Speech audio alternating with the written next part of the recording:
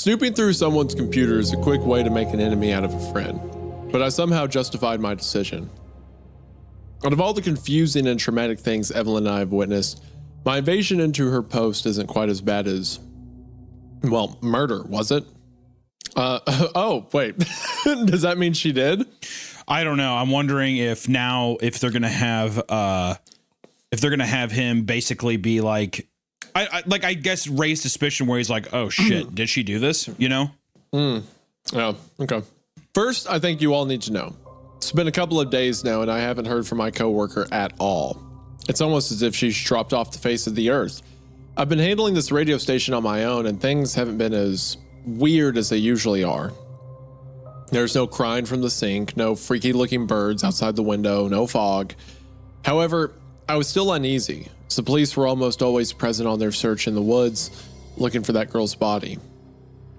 The fact that they couldn't find it, even in the light of day, gave me this sinking feeling that Jennifer was out there somewhere, moved or hidden or maybe devoured, who knows.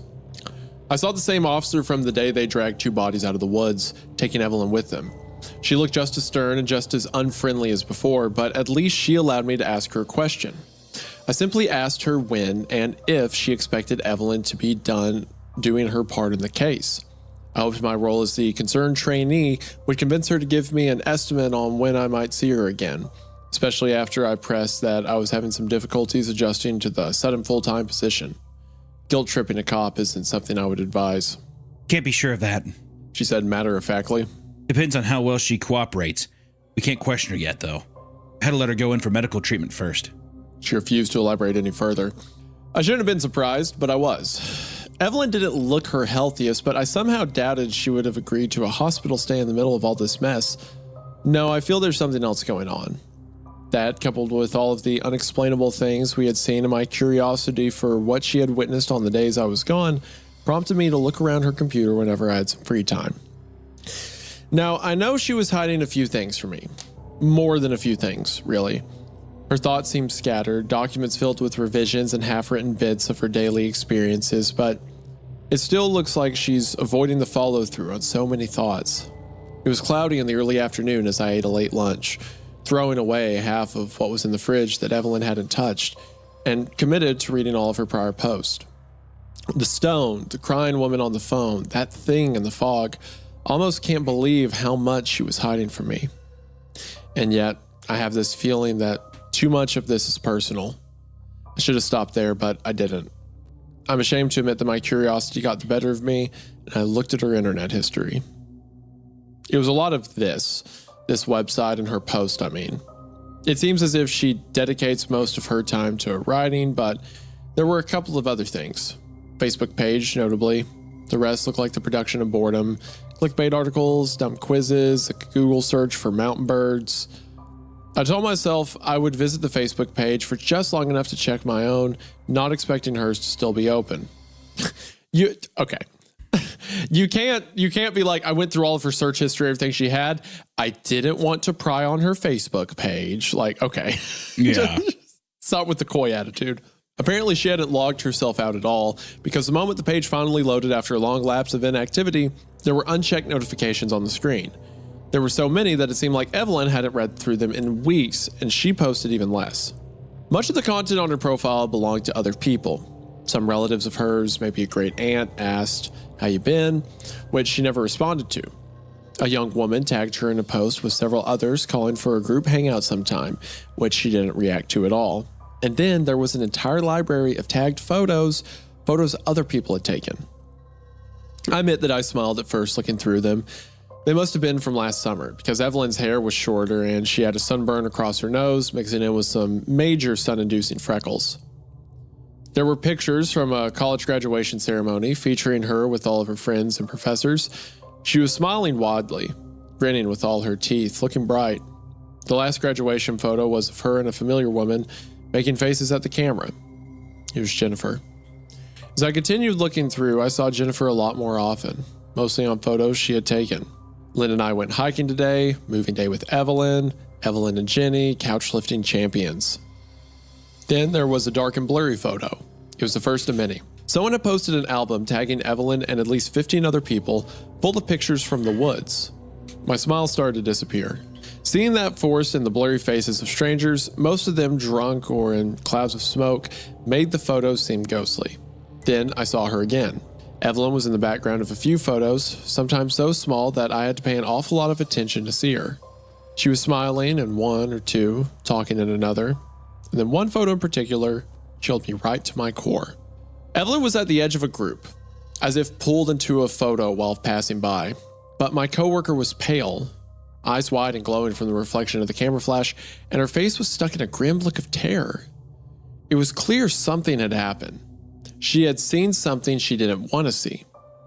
I couldn't get away from the photo faster, and so I skipped forward again and again. She was in almost every picture, holding a cup in her hand each time, and I watched the progression from that scared, tired look to near unconsciousness as two friends were holding her up in the background. Either she was drugged, completely wasted, or both. And then her and Jennifer both disappeared from the remaining photos, leaving no trace behind. I regret lingering so long on the photos because my online status, or rather, Evelyn's online status, had caught someone's attention. I saw the blip of an instant message and the chat automatically popped at the corner of the screen. Reading her messages was the ultimate betrayal of any kind of privacy, but I couldn't refuse just a small peek. I can't take it. I can't take Dan being like, oh, but I don't want to invade her privacy. Just grow up. You're doing it. Be a man.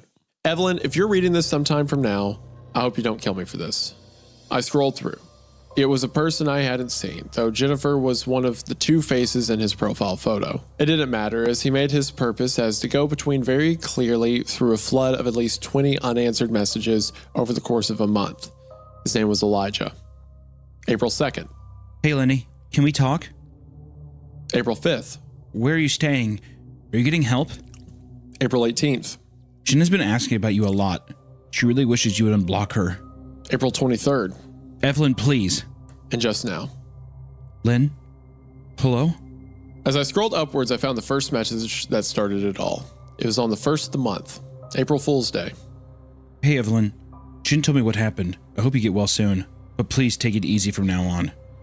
She can't babysit you just to make sure you don't drown in the tub. You know, if you need some help, they've got anonymous programs for that, right? You should look into it. Jen cares about you, but she preferred you when you were sober. So it sounds like she saw something in the woods that night. Resorted that traumatized her, and she started drinking to deal with it. Yeah, I think. Also, like, this is a very interesting move for the story to pull because I really like they're switching to Dan here because it gives us perspective on a narrator in a way that, as established, our narrator wouldn't give us this information. Yeah. It would have to come from someone else, but they set up someone previously. So it's a smooth transition into a new narrator so that we can get like background on the person who's talking. And now the story isn't so big. It's kind of honed in, like it's narrowed its focus down to one person, right? Which is pretty cool. I just like it. Good touch. Another red bubble. There were more messages waiting below. I was hesitant, but still curious as I scrolled downward, finding that Elijah had left a handful of short, aggressive messages just seconds ago. Answer me. Where's my girlfriend? You know, don't you? Evelyn, I know you're reading this. He was typing again, and seconds later, another message appeared. They all die on that mountain. Every single one. I closed out of the browser and slammed the laptop shut as quickly as I possibly could. His words struck me instantly with the sudden fear that if I stayed on the page, I would have seen and read far more than I wanted to. They all die, he said? Who is they? The people who worked here before? Hikers, climbers? I'm still not sure if his words were a threat or a concern. I'm no detective, but I'm worried that nothing here is coincidental. I know my coworker will read this, and I'm sorry to her in advance, but I just can't pretend that all of this doesn't fit together somehow. Evelyn, if you're reading this, I hope you can remember what you saw that night in the woods. Could also be the thing that in the fog that was like, that didn't attack her. It like came up and, you know, and like touched her. Touched the back of her arms and stuff. Could be something of like maybe having, she has maybe done something with that creature before too. Like, you know, been a part of Jenny's death or something and gave, you know, like some kind of deal or something. I hate to say deal because memory that's being hidden. Yeah. Yeah. There's a memory she's forgetting. She might have seen something or became possessed by something or she's more in than she knows. Yeah. Sure. Or that she's telling us. Or that we know. Yeah. Yeah. I was going to post this earlier, stopping where I did above, but I'm glad I chose not to. It's evening now as I put this down, and something has happened outside the radio station. I'm realizing the full weight of working around the clock. There's boredom, especially being alone, and a tension that has been putting me on edge. I was fitted for a hearing aid, which I received just a day or two earlier, and somehow being able to hear decently from both ears again made the silence even more daunting. That and I've noticed a faint sting in that ear since I came back to the station. I gave the evening news and prepared for another 30-minute music block. With time to spare and no real interest in trying to hear any muffled bits of music through the headphones, I paced around the room and took a few moments just to peer out the window. At the purple glow from the sunset, I saw something that caught my attention. There was a man out there, standing upright but swaying slowly side to side. Now, I would have been suspicious that this was something unnatural, considering how many times the woods have messed with both our minds, but I recognized him. He worked for a service that brought groceries to the station twice a week. Look who was right. I said that the grocery guy would come back. I mean, that's not really a bear trap or a good call out because of course he'll come back, but I'm still taking those. I take those. He was facing away from me, staring off into the woods. I watched him intently, hoping he didn't take another step. Those last words Jennifer's boyfriend had sent to Evelyn's messenger rang in my head. They all die on that mountain. Every single one. In hindsight, I did the stupidest thing I ever could have done. I went out there. The thing is, I knew it was a bad idea. But 3 people had died in the woods in a matter of days, maybe even hours. I didn't want to witness one more person getting lost and being pulled out in a body bag. I abandoned the broadcast room, running down that long, winding staircase to the exit. It was almost impossible to see it, but a very dim shimmer from the outdoor light led me there. When I whipped open the door and ran outside to tell the man to come back, I saw only one of his feet as he stepped into the darkness between the trees. Already pushing his way through the brush, I was a bit foolish, but I wouldn't say I'm stupid. I didn't follow him into the woods. I yelled at him to come back, but he didn't even seem to register that I was there. Instead, my eyes dropped to the ground where I saw he had dropped a cardboard box. Why would he make a delivery this late at night? As I stooped to pick it up, I heard the crunch of branches and rustle of leaves. I thought it was him, turning back around, realizing his mistake. It wasn't the grocery guy. It was something so much worse. I saw Jennifer walking out of the woods and making a path towards me. Only I'm not sure walking was the right word. Her neck was broken, her back was twisted, and her legs were snapped in directions that made my skin crawl just hearing the sounds her bones made as she moved. One arm was twisted backwards at the shoulder, wrist dangling so loosely I thought it might fall right off. She shambled towards me, putting weight on whatever parts of her legs would support her, but she looked like a dirt-covered marionette being operated by a puppeteer that had no idea what he was doing. There were twigs, dead leaves, and bits of long grass sticking out of her hair and stuffed into her open mouth. The sound she made was unnatural, like breathless gasping mixed with these low, guttural groans. I couldn't even tell if she was looking at me. Her eyes were milky white and her head rolled back and forth loosely on her snapped neck. Without even thinking, I abandoned the box on the ground. Whatever was in there didn't mean a damn thing anymore. I ran back to the bottom of the tower, practically throwing myself into the building before slamming the door behind me and locking it as fast as I could. I peered out the window. It was a mistake. Jennifer was inches away from the door. Her head snapped back to the front so that her face was right there in front of me. I don't know how she got there so quickly, and honestly didn't care. All I wanted in that moment was to get as far away as I could. I ran up the staircase, pure fear and adrenaline pushing me to the top without so much as a second to pause. I didn't care about the grocery guy anymore. Just being locked in the broadcast room was all I wanted. That and the comforting sunlight. It was still so many hours from morning. I locked myself in, getting as far away from that door as I could, avoiding the window for fear that I'd see her shambling up the fire escape. Her face. I can't get her face out of my head. It's almost midnight as I write this. I just got a call on my cell phone, and I've never been so relieved to hear someone else's voice. When I picked it up, I would have been happy for anyone to answer me. Just another living, breathing human being to talk to. Daniel, are you there? My heart skipped a beat. It was Evelyn. She sounded tired, but it was her voice without a single doubt. Where are you? I asked her, skipping all pleasantries. I think she heard the panic when I spoke. Please tell me you're not in jail. They didn't arrest me. I think they wanted to find a reason to, but I'm coming back. I'll be there before 6. That's all I can promise. I'll catch you up to speed when I see you. She must have heard me let out the biggest sigh of breath because her next words sounded concerned. Dan, what's wrong? I'm fine. It was a lie, but my nerves weren't ready to have that discussion. Just be careful and get here safe. I will. Okay.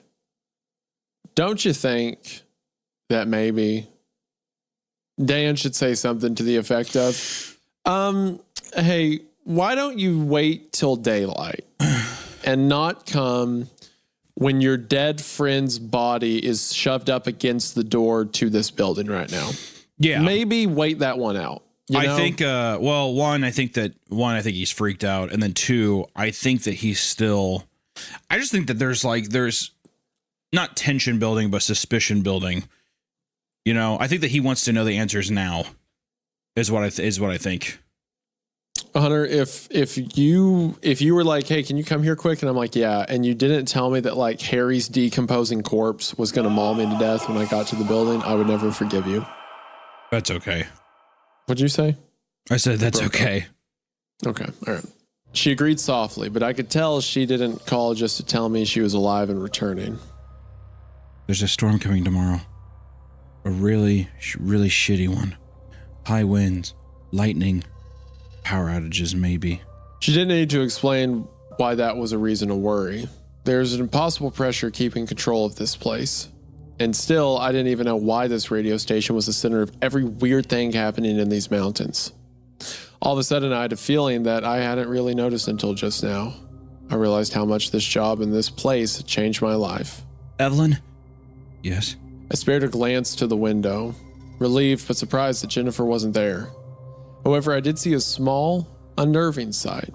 Twigs, long grass, and bits of dead leaves and hair littered the top of the stairwell, making a path down the steps. How long was she standing there before she disappeared? As soon as we get a couple more part-timers, we're taking a vacation. This is Daniel with 104.6 FM, and I've never been so eager for an early morning in my life. End of part 7. You know, that comment at the end, like, we need a vacation. I wish Jennifer broke down that door and ripped him in half. He is definitely not the most he's definitely not the most charismatic guy. I'll give you that. No. I do think I don't know. Which I don't know if I'm being bought in too much, but before we get into 8, I legitimately feel like Evelyn has she's done something bad. I think I'm kind of bought into that. Yeah, she's done something. She did something to someone. Jennifer's spirit or whatever's mad about it. The boyfriend blames her. Or who knows? The police that know about supernatural stuff suspects her for some reason. 100%. Yeah. Who knows? Part 8. Part 8. This is really good. I see why so many people were excited. This feels like a perfect CreepCast story. Like, conversational, language is very... like, it keeps the pace up, keeps itself going easy, fun story, Very, very well written.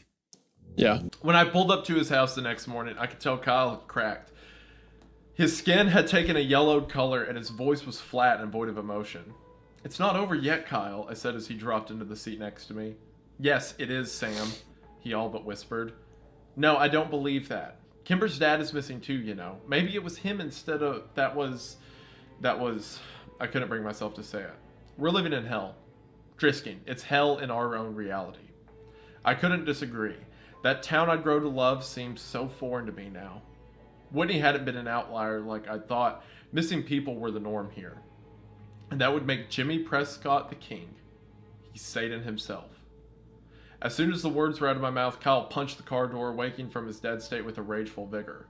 I'll kill Jimmy Prescott! Where is he? You know he's involved in all this, Sam. Maybe partially, I said, staring out the window. His dad created the town that bred this shit, but I'm pretty sure the Prescotts are just running drugs. The powder.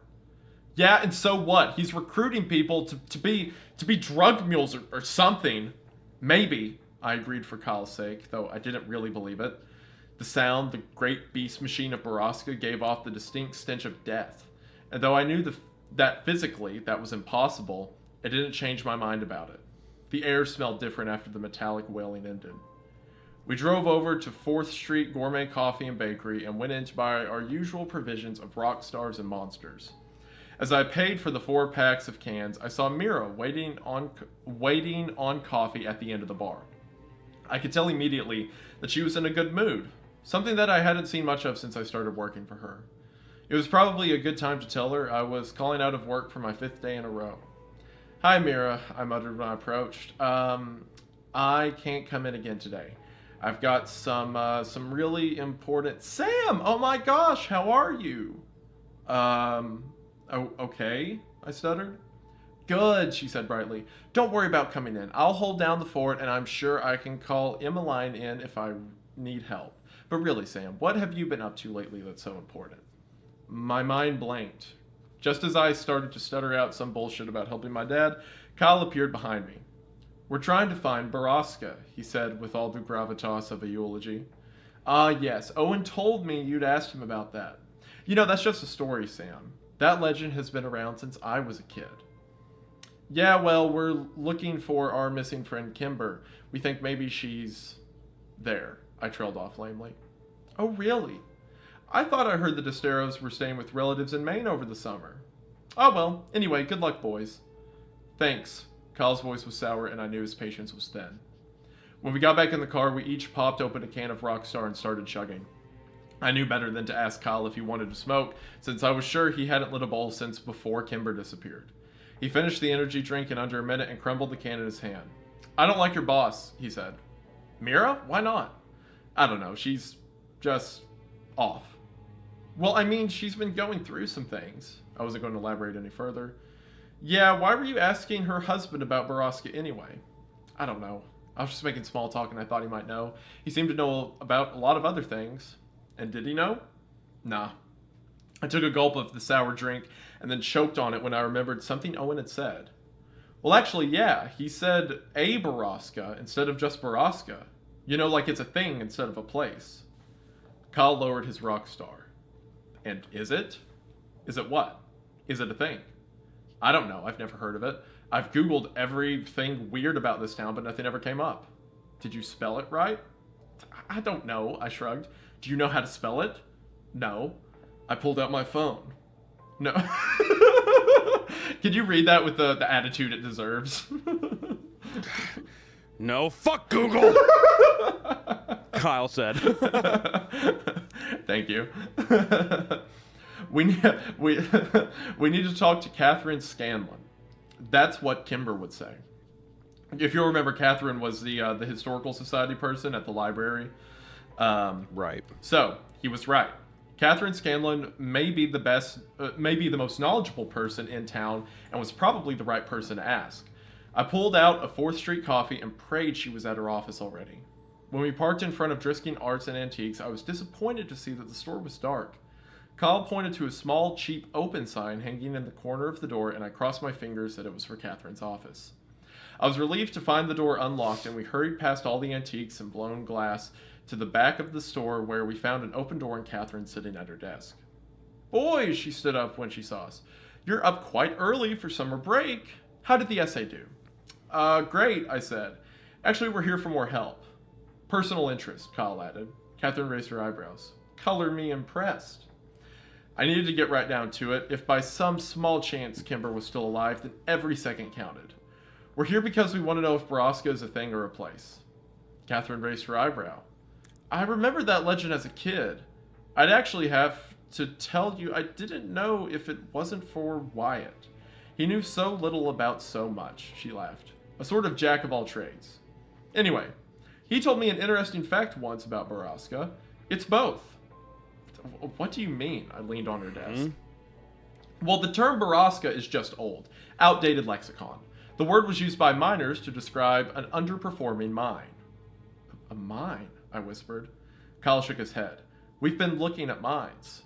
"So all the mines in Butler County are Baraskas?" I asked. "Well, generally it's only the first mine in the system to run dry that is called a Baraska." "Do you know which mine ran dry first in our mining system?" Kyle asked from where he stood near the door, repeatedly clenching and unclenching his fist. Not off the top of my head, no, she laughed. I can look, though. I think I have those records here somewhere. Catherine walked behind her desk and opened a drawer of loose files. This is an odd thing to be interested in for boys your age, but I guess I should be glad you two are so eager to learn, especially over the summer. Yes, ma'am, very eager, said Kyle. Is the Baraska the first mine that ran out of ore? Was that by chance the same one those kids disappeared in? The McCaskies? Oh, no, I don't think so. That particular mine was the Southwest mine and was very close to town. I think it was one of the last to close, actually. Here we go. This packet should have that information. Catherine spent far too long moving books around on the desk to make room for the stack of papers she had. Kyle and I paced around the room nervously, trying to appear casually interested, while the energy drink started coursing through our systems. Here we go. The first mine to close was the North Central Mine, which was, yeah, actually one of the first to open. But where is it? Kyle walked over to the desk and braced his arms on it. Where is that mine? Catherine pulled over a different stack of papers and started to fumble through it. After the longest minute of my life, she made an aha sound and pulled out a large, yellow piece of paper that had been folded into a standard A4 size. She unfolded it on the desk and leaned over to read the markings. I could see from where I was standing near the doorway that it was a map, and I knew we weren't leaving this office without it. Let's see, the mine was up further on the mountain, a little hard to get to, see? And she pointed at a small dot on the map that was at least 4 miles from where we'd been looking. Can we take this? Kyle asked. We'll bring it back. Of course, I'm sure I have copies. Listen, if you boys are going exploring, I'm bringing my dad. I lied. Oh, excellent, then you guys have fun. She yelled at us as we rushed out of the building. We didn't stop to answer her. Fun was far from our minds. It's so far from where we've been looking, Kyle stuttered. We need to go there now, and we need to get a gun. A gun? Where are we going to get a gun, Kyle? From your dad. He's not going to give us a gun, man. Fine, then let's scout the place first, and then we'll come back with a gun.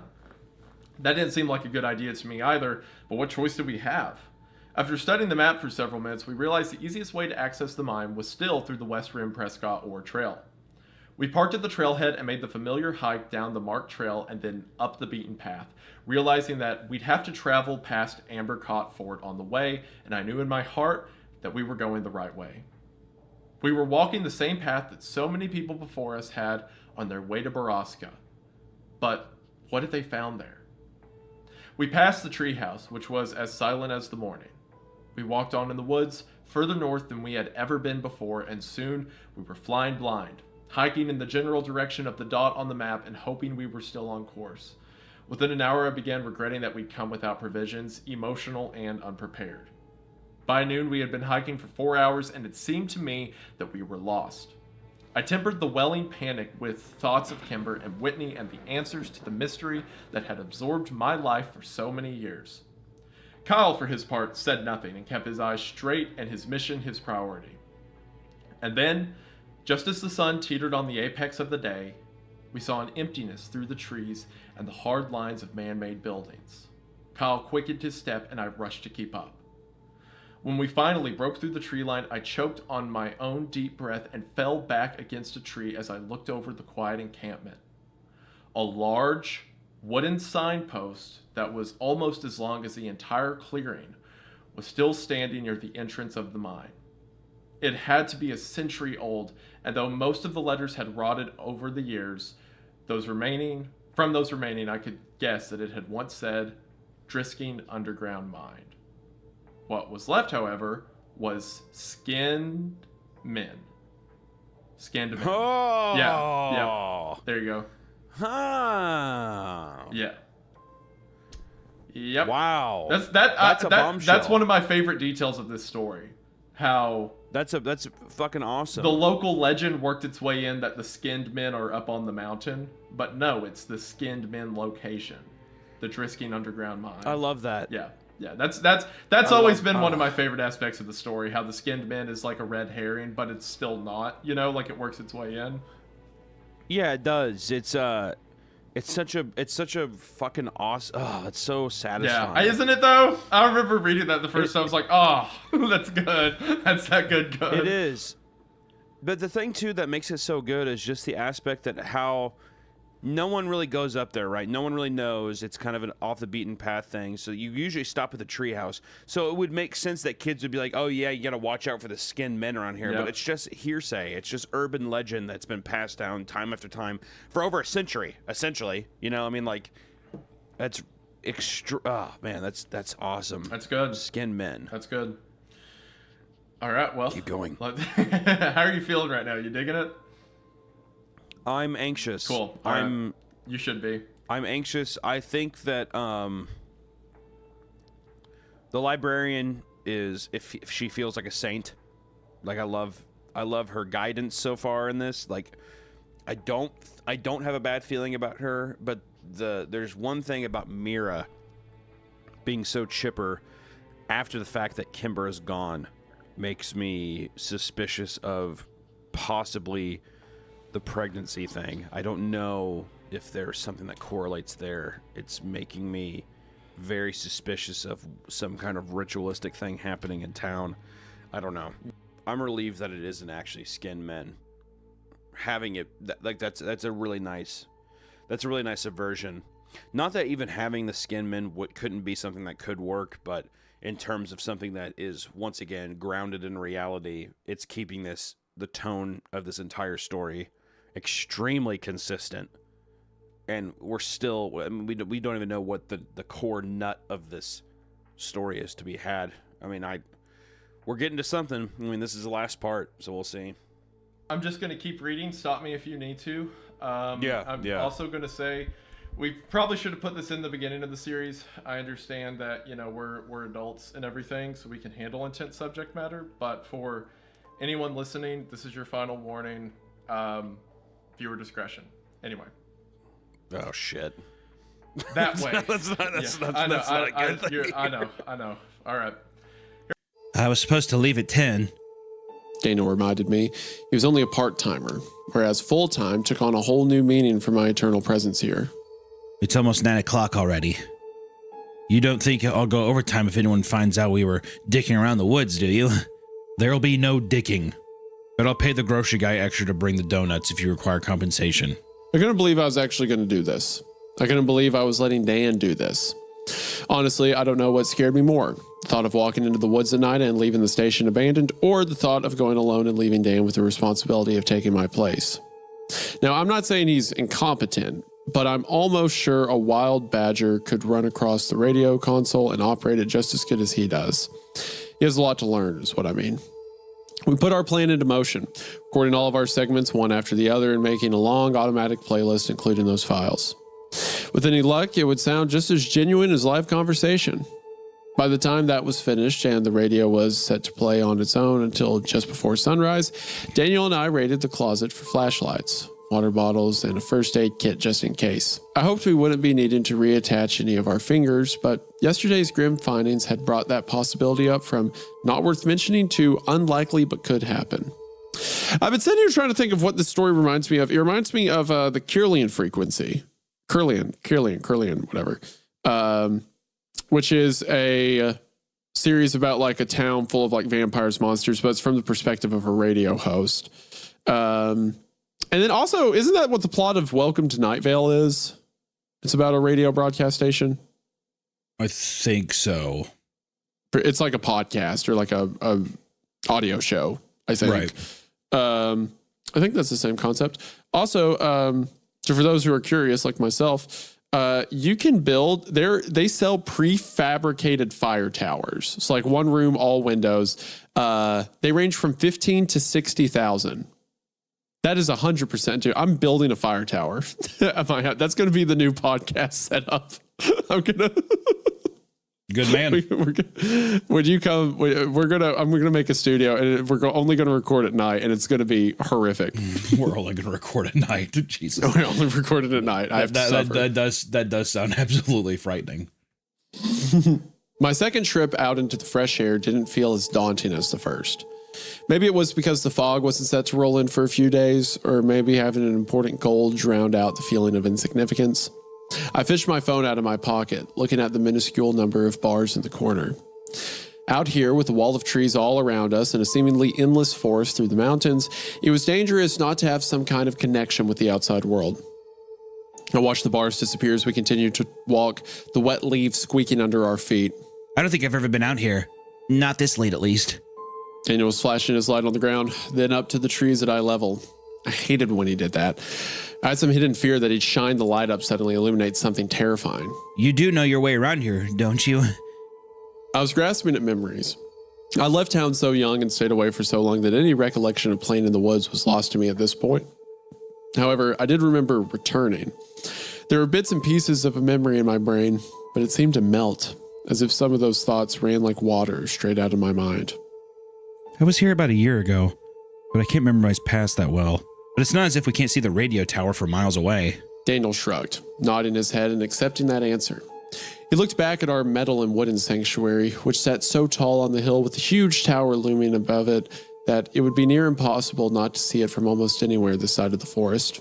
I stared forward in the dark, squinting as Daniel moved his light back to get a view of the station. I kept my own flashlight turned off in order to save its battery in case his ran out. But I had to admit, his constant tomfoolery with this damn flashlight was going to get on my nerves if he kept it up. Will you stop that? What? Dicking around with the flashlight. What about the flashlight? I raised my voice for him, remembering the cotton in his ears. You're dicking around with... Before I could finish that sentence, a sound erupted from in front of us, even loud enough for Daniel to hear through his bandages. It was the groan of an animal, either aggressive or in defense of itself. Oh. Dan whipped back around, his flashlight pointing straight towards the source of the sound while I stopped in my tracks and stood perfectly still. It was an elk, enormous in size with eyes glowing white at us in the darkness. There's no way it could have gone unheard, leading me to believe that it had been standing there perfectly still all this time. Its antlers clacked against the surrounding trees as it shook its head, stomping its front hooves in the dirt and stone. Dan and I both backed up several feet, but the elk didn't charge at us. Rather, once it was finished making noise and stomping about, it turned and stared at us for the longest moment. Its eyes were reflective orbs, but I watched it blink. Its eyelids were to the right and left, meeting vertically like that of a reptile. Then, with a heavy grunt, it bounded heavily away further into the woods. I noticed, between instances of wondering how close I had been to shitting my pants just now, that it ran with a very odd gallop. It had 3 back legs, one on one side, 2 on the other. It was a seriously screwed up elk. Is there anything out here that doesn't look like an absolute abomination? Nothing would make me happier than for Dan to get impaled on the elk's antlers. I and say it just justice for carries him Daniel. off into the woods. Justice for Dan the Why? man. Give me one reason he deserves to live. He's a trooper. He showed up. He helped our girl Evelyn. Okay, his job is to stay in the radio tower and alert. He sees the rule book, same as her. He turns on the siren if the fog shows up. A fog shows up and he's like, I should go downstairs and tap on the glass really hard. Isaiah, listen. He doesn't get points for doing his job. He's as curious as a cat. Can't blame Dan the man. I'm going to blame him for a lot of stuff. I bet I could blame anything on him if I wanted to. Daniel asked in a hoarse whisper, his flashlight slowly scanning in search for anything else that might be hiding in the trees and overgrown bushes. There was nothing, not even a sound. After a few hesitant moments, we were on the move again, though I decided shouting probably wasn't the best decision to make. I was looking down at my phone, watching the bars in the left corner. I wouldn't have expected to have any signal out here. Strangely, a single bar kept flashing and then disappearing, as if it wanted to find a connection. I had no explanation for it, but I didn't think on it too much. All the weird crap I'd seen out here, a cell phone signal in the woods was the least of my curiosities. But if I could just get one more bar, maybe I could try making a call. How do you know her? Daniel broke the silence after we were sure no more giant mutated elks were stomping around. The missing girl. I mean, you seem dead set on finding her. She was my best friend in college. We had a dorm together. We graduated together. We lived together for a bit. She was generous when I needed a place to stay. And now you live in the radio station? Turned my eyes back to my phone, shrugging my shoulders. I acted nonchalant, like I didn't give 2 shits. I actually gave quite a considerable amount of shits. She didn't want me there anymore. I could feel the question in the air. I didn't have to look at Daniel to know what he was thinking, how badly he wanted to ask why a generous best friend would kick someone out of their house. Luckily, before he had a chance to speak and before I needed to think of a new conversation, I saw it. 2 bars on my phone, springing to life and defying all odds against the wild, uninhabitable mountain. I raised my phone up in victory, stopping exactly where I stood for fear of losing the signal. Yes! We have it! We have a signal! Daniel gave me a confused stare before I had a chance to explain. I was tapping away at my phone, finding Jennifer's phone number among my minuscule list of contacts. I'm calling her. And if she's nearby, she can help us find her. Assuming she has a signal and a battery. Assuming she has her phone, huh? Daniel was obviously skeptical why a sleepwalking woman, presumably leaving her bed, would take her phone. But I had a theory that Jennifer hadn't been sleepwalking at all. Something had been luring her here. I just had a feeling. I didn't answer him, whispering a hoarse shh as the phone began to ring in my ear. It rang once, then twice, then in both of my ears. Her toned, basic selection from the library of sounds was distant but audible in one exposed ear. I lowered my own device, listening to the sound echo from further in the trees. Faint, but there. Daniel turned to the direction of my gaze, flashlight scanning along the ground to find a path of broken twigs and flattened grass trailing off deep into the brush. What are you? Her phone. That was all I said before I chased the glow of his flashlight on the ground, deciding that one source wasn't enough. I pulled a spare light from the satchel around my shoulder, tapping it against my hand as it flickered to life. The tone stopped ringing, and so I called it again, desperately hoping this wasn't just a trick my ears were playing. I couldn't help but feel some level of paranoia, knowing that this forest could be drawing us further in with illusions of sound and direction. Perhaps that's exactly what it did to Jennifer.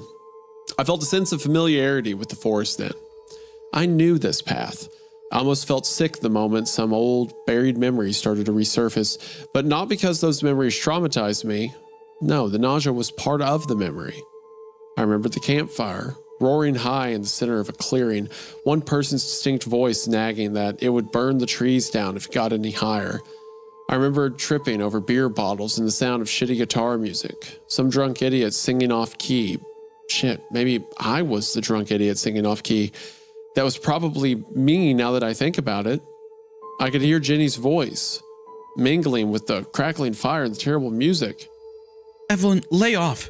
You've had enough. Don't you scream at me. You're such an ass. To imagine that graduation party was the last time I'd ever seen this place until now. Damn. Why did I ever come back? Ah, Christ!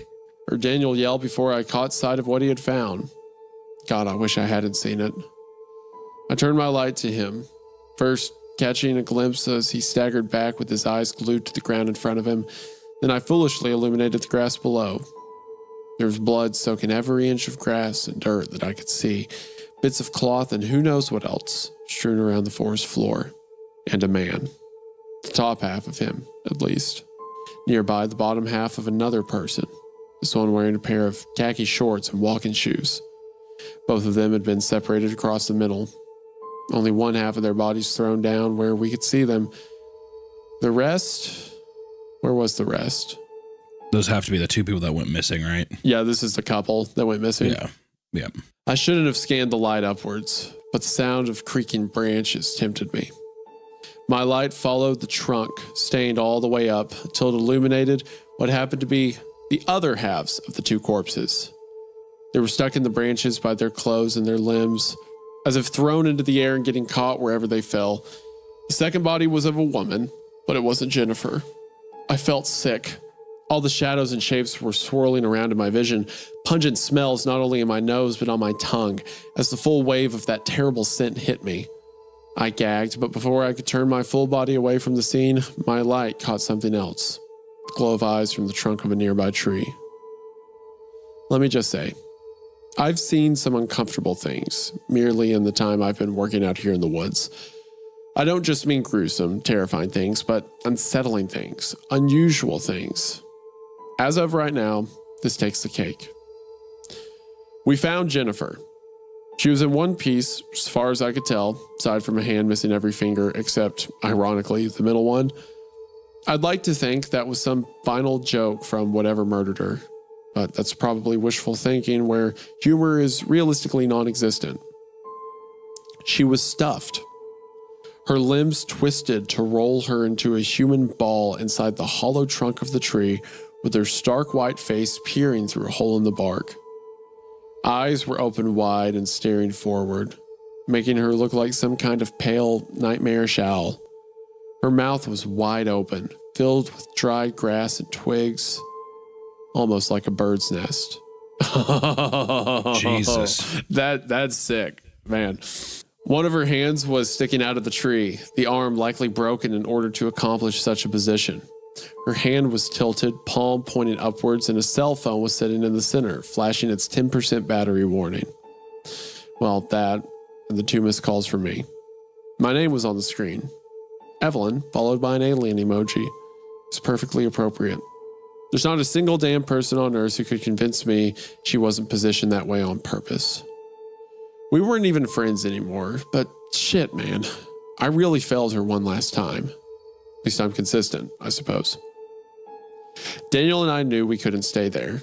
Not only was it a nightmare to behold, but the smell from the blood and bodies on the ground was making both of our stomachs churn. That's a smell you don't really forget, I don't think. It's been a full day and I still recall it in vivid sensory detail, so we turned back to leave, completely silent.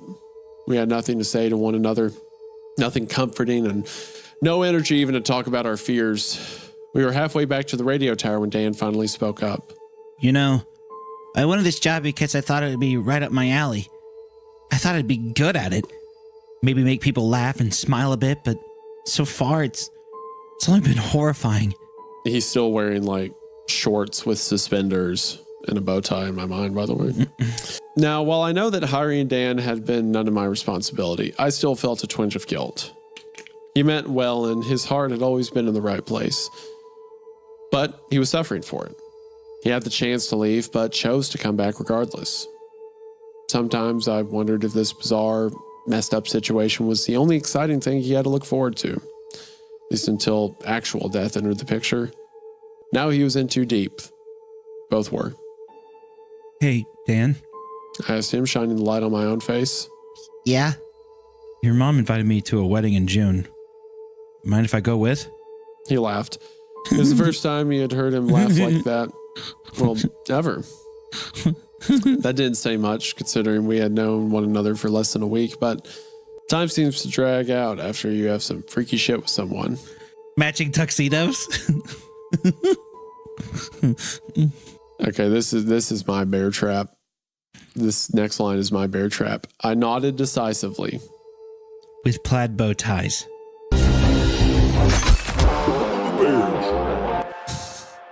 You know why, Isaiah? Because you are this person.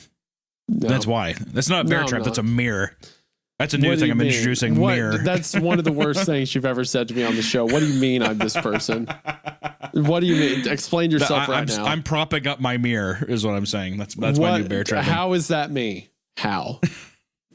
I could see you be like matching tuxedos, and then you would have a plaid bow tie. I could see it in a heartbeat. Don't you ever?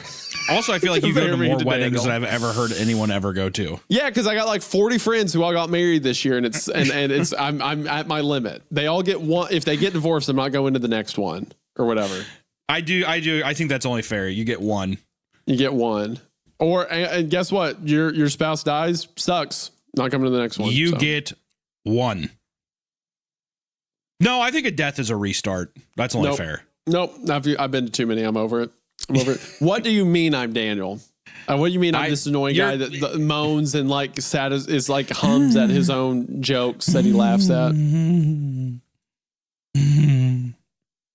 Okay. Are we to believe that? So Jennifer's body was cool and all that, especially like the bird's nest in the mouth. That was awesome. Mm-hmm. But like, is the implication that all these memories are kind of being hidden from her? Like her true connection to Jennifer and stuff like that. All that's kind of like being seen through a dark glass and she's trying to understand. I mean, it all feels a bit convenient. Like I think that you're onto something. It would be too convenient to just be like, oh, and Jennifer, she's the one that, you know what I mean? So it seems like the Forest is articulating that, or it's like basically like revealing these things in these horrible ways. And it seems like it's torturing specifically Evelyn.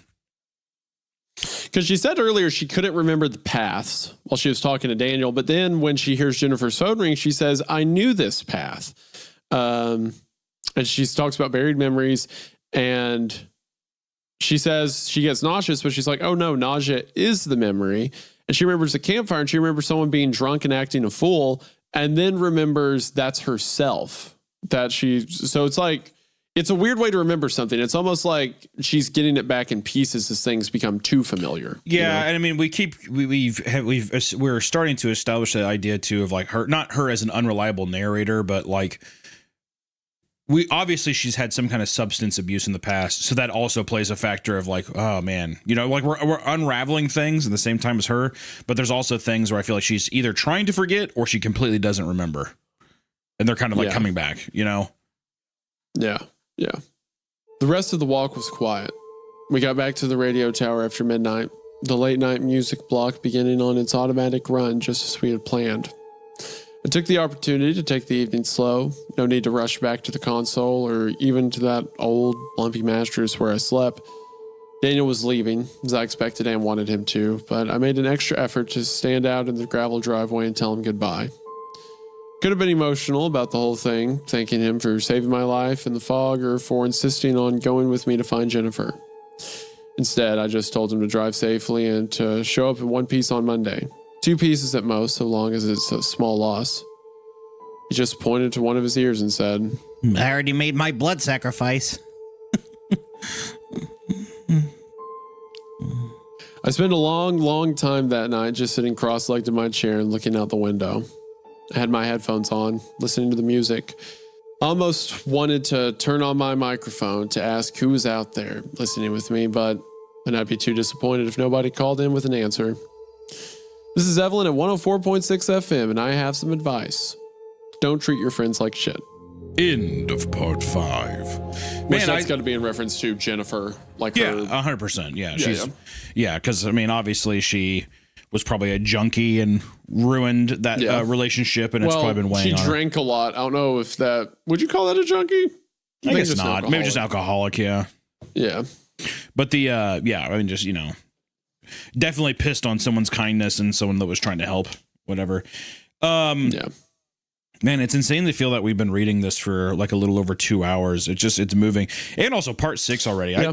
Each time kind of sinking in. I'm wondering if there's going to be a moment where it starts to curve and this mystery become like, I'm wondering if, I mean, there's multiple seasons, so obviously the whole mystery can't be solved, but I'm wondering as we're reading into this, because we're over halfway, how much will be solved exactly here, how much are we actually going to get? Because I'm just like, I'm a little fucking piggy right now. I'm like, give it to me. I want to know. Which, by the way, I also have. What are you doing? Hey, Benny just started chewing on a gun. What are you doing? Are you insane? My gosh. He's saying free me.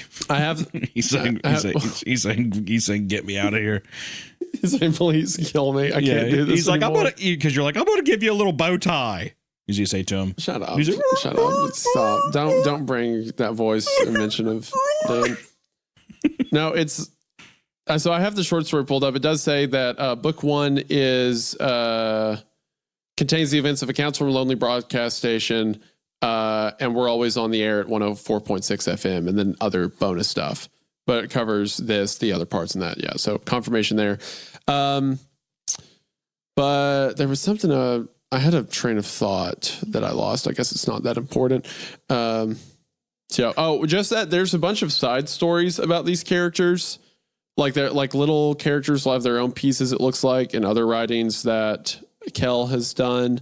Also, they called someone to come get the bodies, right?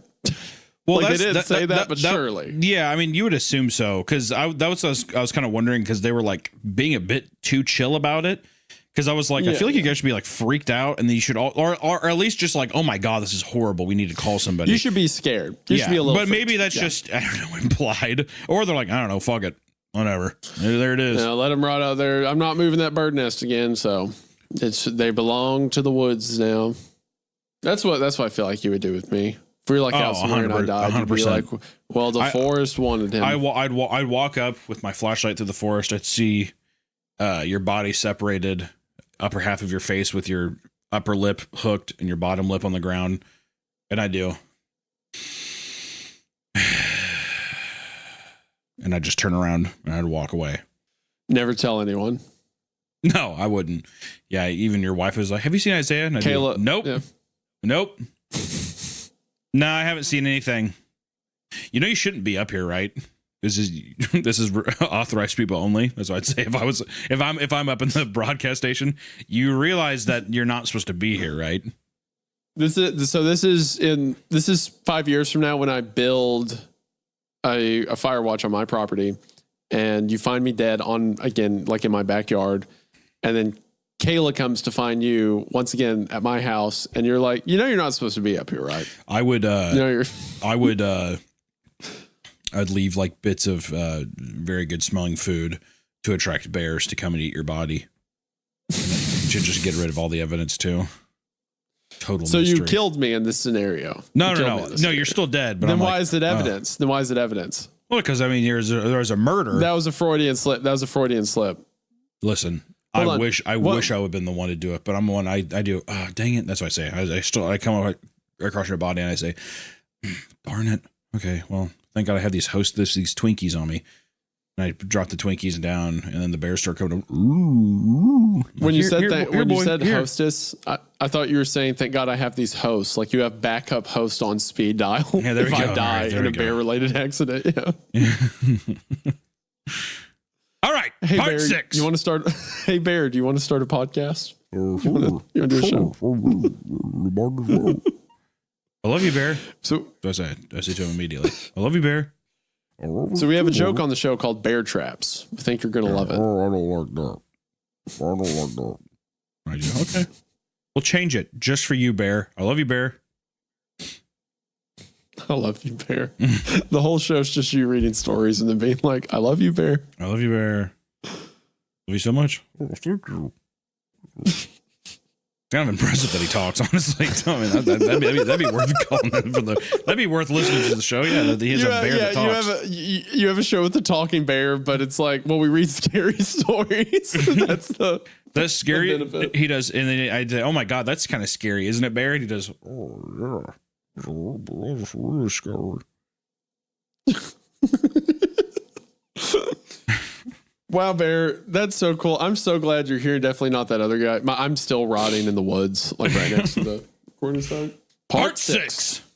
Part 6. Benny, what do you want? If I let you up in my lap, you're not going to be chill. You're going to freak out. Have you ever met a person who was just too much person?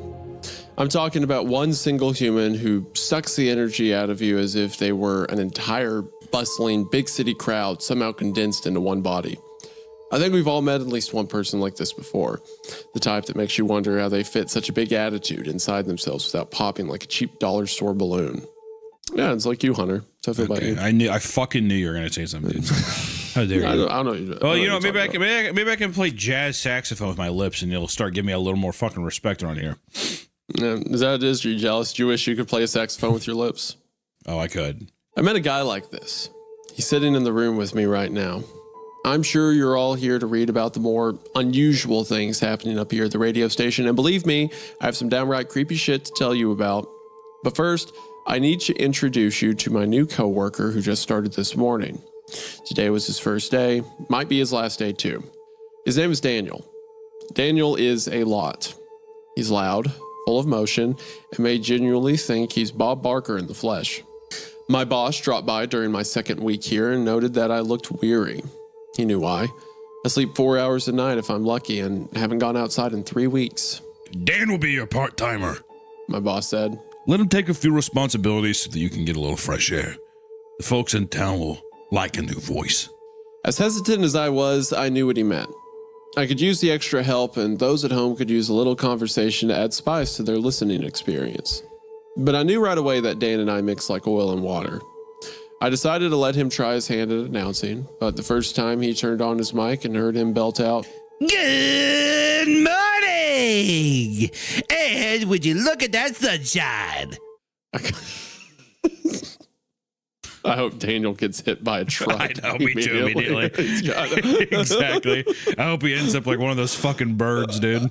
I need him to fall out of the tower. Head first, please.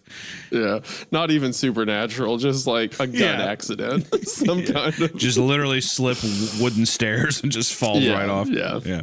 I couldn't help but give him a stare of both disbelief and the fear that if he keeps bellowing like that, he'll give every old person in town a heart attack on the spot. He cut our population in half. But as much as his over-the-top radio personality irks me, I kind of feel bad for the guy. Not because he tries too hard or because he seems to have some deep-seated need for attention. That's all true, but it's not why I feel bad. I feel bad because, well, right now he's sitting across the room from me in a fetal position, shivering with blood running out of both ears and one nostril, weeping. Okay, well, I got what I wanted. Yeah.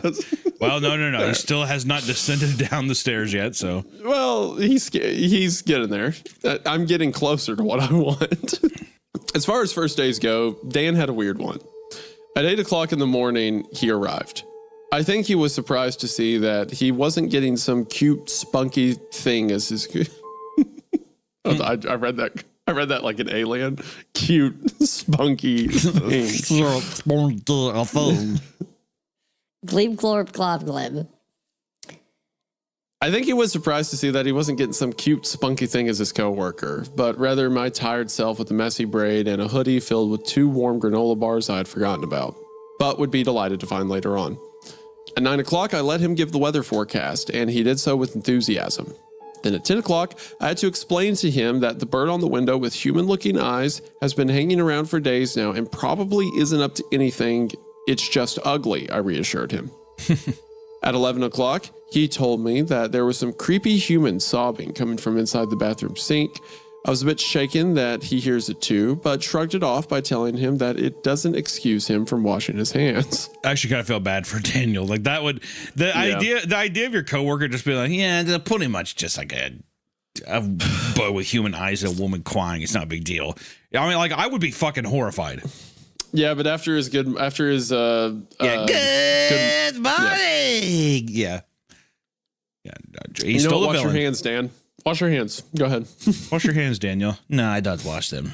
Then at noon, exactly on the hour, we got a caller. This was very, very unusual. Of all the things considered weird, the weirdest was the reminder that other people actually live here. I stared at the screen for the longest time, trying to figure out whether or not to answer the call, but ultimately decided that it would be ridiculous not to. Hello, caller. We've got you on the line. I spoke in a soft, mature radio voice. The line was quiet for a moment, but I could hear a soft bit of static and the slightest hint of a breath. Yes, Evelyn? It was a woman's voice, probably about 70 years old. She sounded as if she were shivering, which I assume was just jitters from being live on the air. My name is Rose. I had something I'd like to tell you. Of course, Rose. What's on your mind today? Well, I've had a bout of strange dreams, dear, and I'm wondering if anyone else has had the same. You see, last night, I had a dream in which the forest split in two at the parting of the Red Sea, dear. I hope you know the story of Moses, don't you?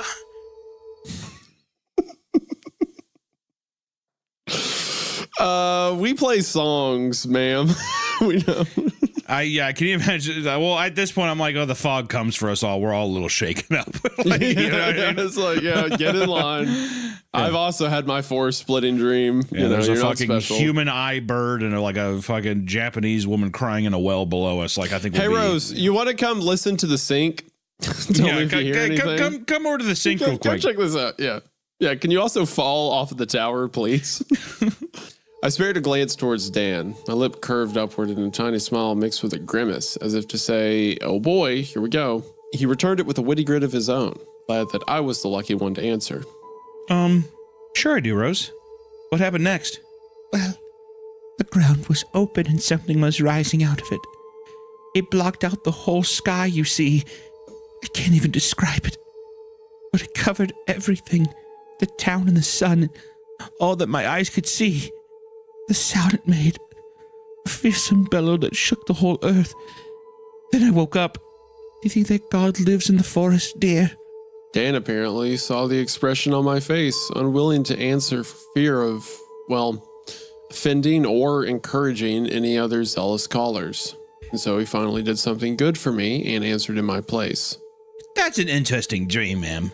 But I think if God lived in the forest, he wouldn't give you a nightmare like that.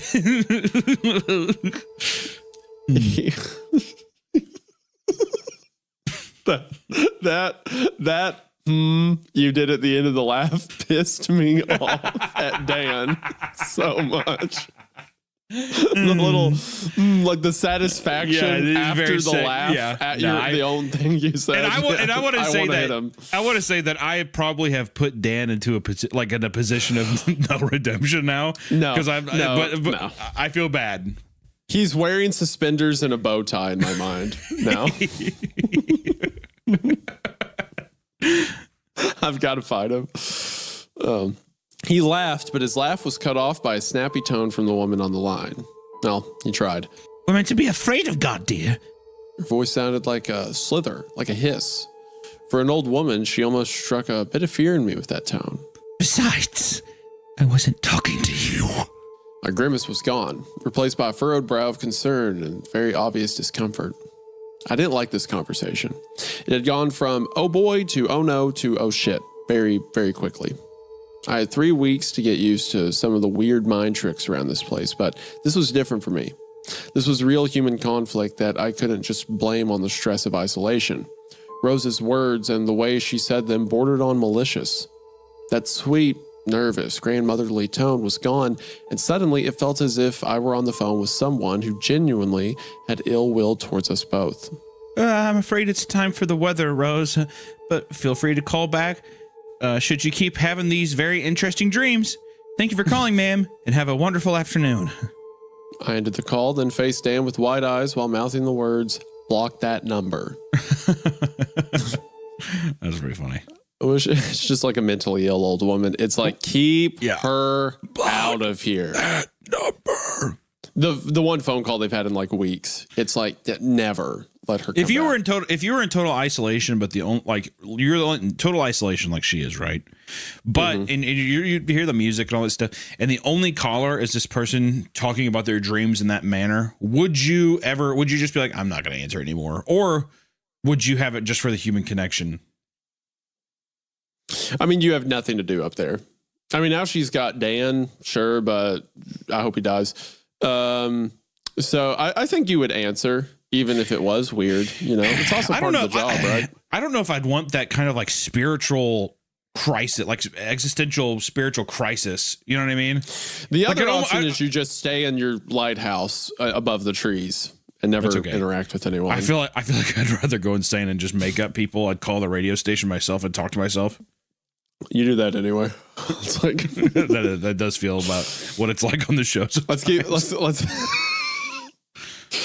mind this is coming from the guy who does cartoons where he voice acts all of them and has arguments with himself in character. So I think it's safe to imagine that you would I've got enough. Those are videos, so I have to do it because it's a video that I'm presenting. I don't just argue with myself. I have been with you. And I have witnessed you do a voice, and then another voice hears the previous voice, and they get into a fight with each other. That is not true. You 100% would be stuck in a tower by yourself, screaming at yourself. I think I would have enjoyment. I think that having someone else call me, it would add too much. The human interaction would add too much, or just the freakiness of it, or like there's already so much other weird shit. I'd block the number. All I'm saying is I'd block the number. That's what I would do. Okay. I wish I could say that the weirdness ended then and there, but we're never so lucky. After the call from Rose, we had more calls. 2 and then 3, then 7 by the time 5 o'clock rolled around. Wow. They were all very similar. People in town were recounting their dreams, but they weren't all elderly people talking about God or whatever eldritch abomination they saw rising out of the woods. I heard all types of people, all types of voices. Young and old, some a little quirky, and others who seemed more skeptical. One caught me off guard. I still remember her words perfectly. It was a young woman, maybe my age, and she sounded as if she was hesitant, but somehow still desperate to tell anyone about what she had seen. I saw a bird with human eyes. Right away, I was curious, as this was something a little too real, levels of weirdness. In a dream? No. The woman answered. There was a harsh intake of breath from the other side. I don't sleep anymore since it started perching at my window. All of them. Windows that weren't even there before. Sorry, I shouldn't have called. Before I had a chance to say anything, she hung up the phone. It's difficult trying to think of the best words to explain how I felt after that phone call. Regret, I think. I felt somehow responsible for the sorrow and hesitance in her voice, the way she saw some need to apologize for telling me what she saw. There's a deep pit of dread in my stomach.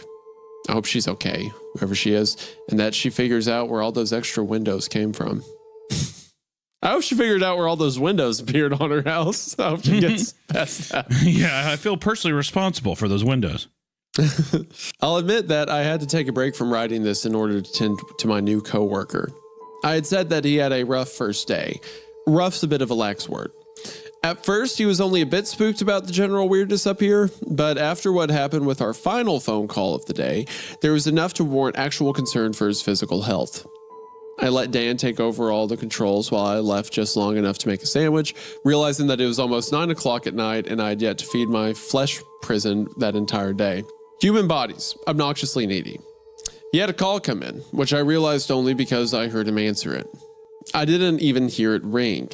It was late and a strange time for calls, but I figured if it was someone being a creep, at least it would be entertaining to see how he handled it. However, Dan was silent after that first initial greeting. Seconds ticked by and he said nothing. Finally, when I stepped out of the tiny employee kitchen with the peanut butter sandwich in hand, I witnessed my coworker throwing the headphones off his head and letting out a shriek as he covered his ears. His eyes were wide and impossibly bloodshot. Veins were popping in his forehead and neck, and his moppy dark hair flew back and forth as he shook his head before dropping to his knees. I could see blood dripping down from his nose over his top lip and his teeth, which were barred in a pained grimace. Through the hair at the sides of his head, I saw dark trickles of blood streaming over his hands as if something inside his ears had burst. I dropped my sandwich with a few cuss words exclaiming as I rushed over to him, grabbing one of his wrists in an attempt to see the damage. He didn't want to move his hands, and I didn't blame him. With that much blood, I'd be afraid too. His eyes blearily scanned over my face, and I asked loudly if he could hear me. He simply gave me a dumbfounded expression and whimpered pathetically, as if even more upset over the fact that he could only read my lips. Oh God, his ears were totally shot. The music continued to play. However, with the microphone still running and his screaming likely caught on the broadcast, I made the decision to keep the rest of his struggle private by marching over to the console and turning off both microphones. I let the music run automatically and returned to his side, where he had fallen over and was now lying on it with his legs curled up, shivering and traumatized. He looked at me, tried to mouth a few words, but didn't get far before his eyes rolled back and he was out cold in a dead faint. I sat across him for a long time. My eyes glanced over at my sandwich, which was already being feasted upon by some very fortunate ants that probably thought a merciful God had rained down this gift from the heavens. I left it there, not wanting to disappoint them. That's when I found the granola bars in my pocket, half melted but still a very happy surprise. Maybe I was my own merciful God. After a while of watching over Dan and writing up a bit of my day, I noticed him finally stir. He was startled, gasping for breath as if waking from a nightmare, eyes darting around the dark room until he saw me cross the space and approach him. I got down to his level, lying on my side, so that he could see my face clearly and understand what I asked him. We were on the floor side by side like two kids at the shittiest slumber party ever, not even one pillow to spare. Your face is bloody. Think you can walk to the bathroom? He nodded. Want to sleep on an actual mattress? He hesitated, then nodded again. I'd already called an ambulance while he was unconscious, but I knew it would take a while to get here. Our town didn't exactly have a hospital, and anyone who's had to drive around the mountains knows the chore that trip is. Until then, he could rest on the mattress in my employee apartment and sleep off whatever shit he was going through. I was surprised that he got on his feet as easily as he did, that is to say, without falling over at all. Although, his balance was worse for wear. One would suspect as much with two newly injured ears. I let him sit down on the toilet as I helped clean up his face and underneath his ears, letting him wash his own hands. Can you hear me at all? I asked now that we were in a quiet, noise-free room. Took him a moment before he finally spoke, but his voice was a hoarse whisper that he probably couldn't even pick up. A little. He said, then smirked with a sad excuse for a chuckle. You're friendlier when I can't hear you well. Okay, so she picks up Dan and she throws him through the pane glass window. I think Dan's kind of growing on me a bit. No. Right. Honestly, you know what honestly did it is that chuckle that you did when you were beating him earlier. Because now when he did you're friendlier when I can't hear you well, I couldn't help but imagine well, you're friendlier. To be fair, I could have read it like he could have been like, you're friendlier when I can't hear you well. That's what it was in my head. So you didn't have to read it that way. You've already set that in stone. So all right, okay. I would have slugged him in the shoulder for that one, but I just laughed and let it slide. It felt weird taking care of someone else. I didn't think I was a maternal type of person, but I found myself being as gentle as possible with his bloodied face with genuine care for his comfort. He was cleaned up, all except for his ears, which were covered in what bandages we had on hand, and I helped him to the mattress so he could lie down and rest. Damn, as far as first days go, his was probably the worst I could imagine. I really felt for the guy then. First, he was just annoying, but now that he was subdued, albeit in a terrible way, he wasn't so insufferable. As he lay down with a bit of a wince, I turned to leave, but not before he waved a hand towards me in a weak sort of attention-grabbing slap to the arm. I heard it. He mumbled, the volume of his voice fluctuating but still difficult to make out. The color was drained from his face and he took in a breath, laced with an audible shiver. Apollo, God in the woods, like Rose said. My brow crinkled and I turned away, grabbing a thin folded blanket from the top of a plastic shelving system and draping it over him. That wasn't some fearsome god, Dan. Just something really wrong with your headset. We'll fix you up. Just get some rest. That's where Dan spent the rest of the evening, at least until an ambulance came to pick him up. It took them damn long enough to get there. I decided to spend the night at my desk, watching the broadcast go without even putting my own headset on. After a while, it became a surreal experience, just watching the music play by itself and trying to imagine who out there was actually listening to it. Maybe I was the only one. It's crazy how I went from hating Dan to suddenly missing his presence now that I was alone and completely uninterested in sleep. And yes, I know I lied to him. It wasn't his headset. Whatever he heard was very real, but I don't know. He's gone through enough without that to worry about too. It's after midnight now, and I heard a disturbing sound. The phone started ringing again. Someone was calling in. I took a deep, steady breath through my nose and ignored it. This is Evelyn from 104.6 FM, and the strangest looking bird is still sitting at the edge of my window. End of part 2. I like the way so far. Well, first off, I don't know if you've been feeling the same way, but these read really easy. Like I feel like they flow. Yeah, they're very conversational speak. They're very kind of.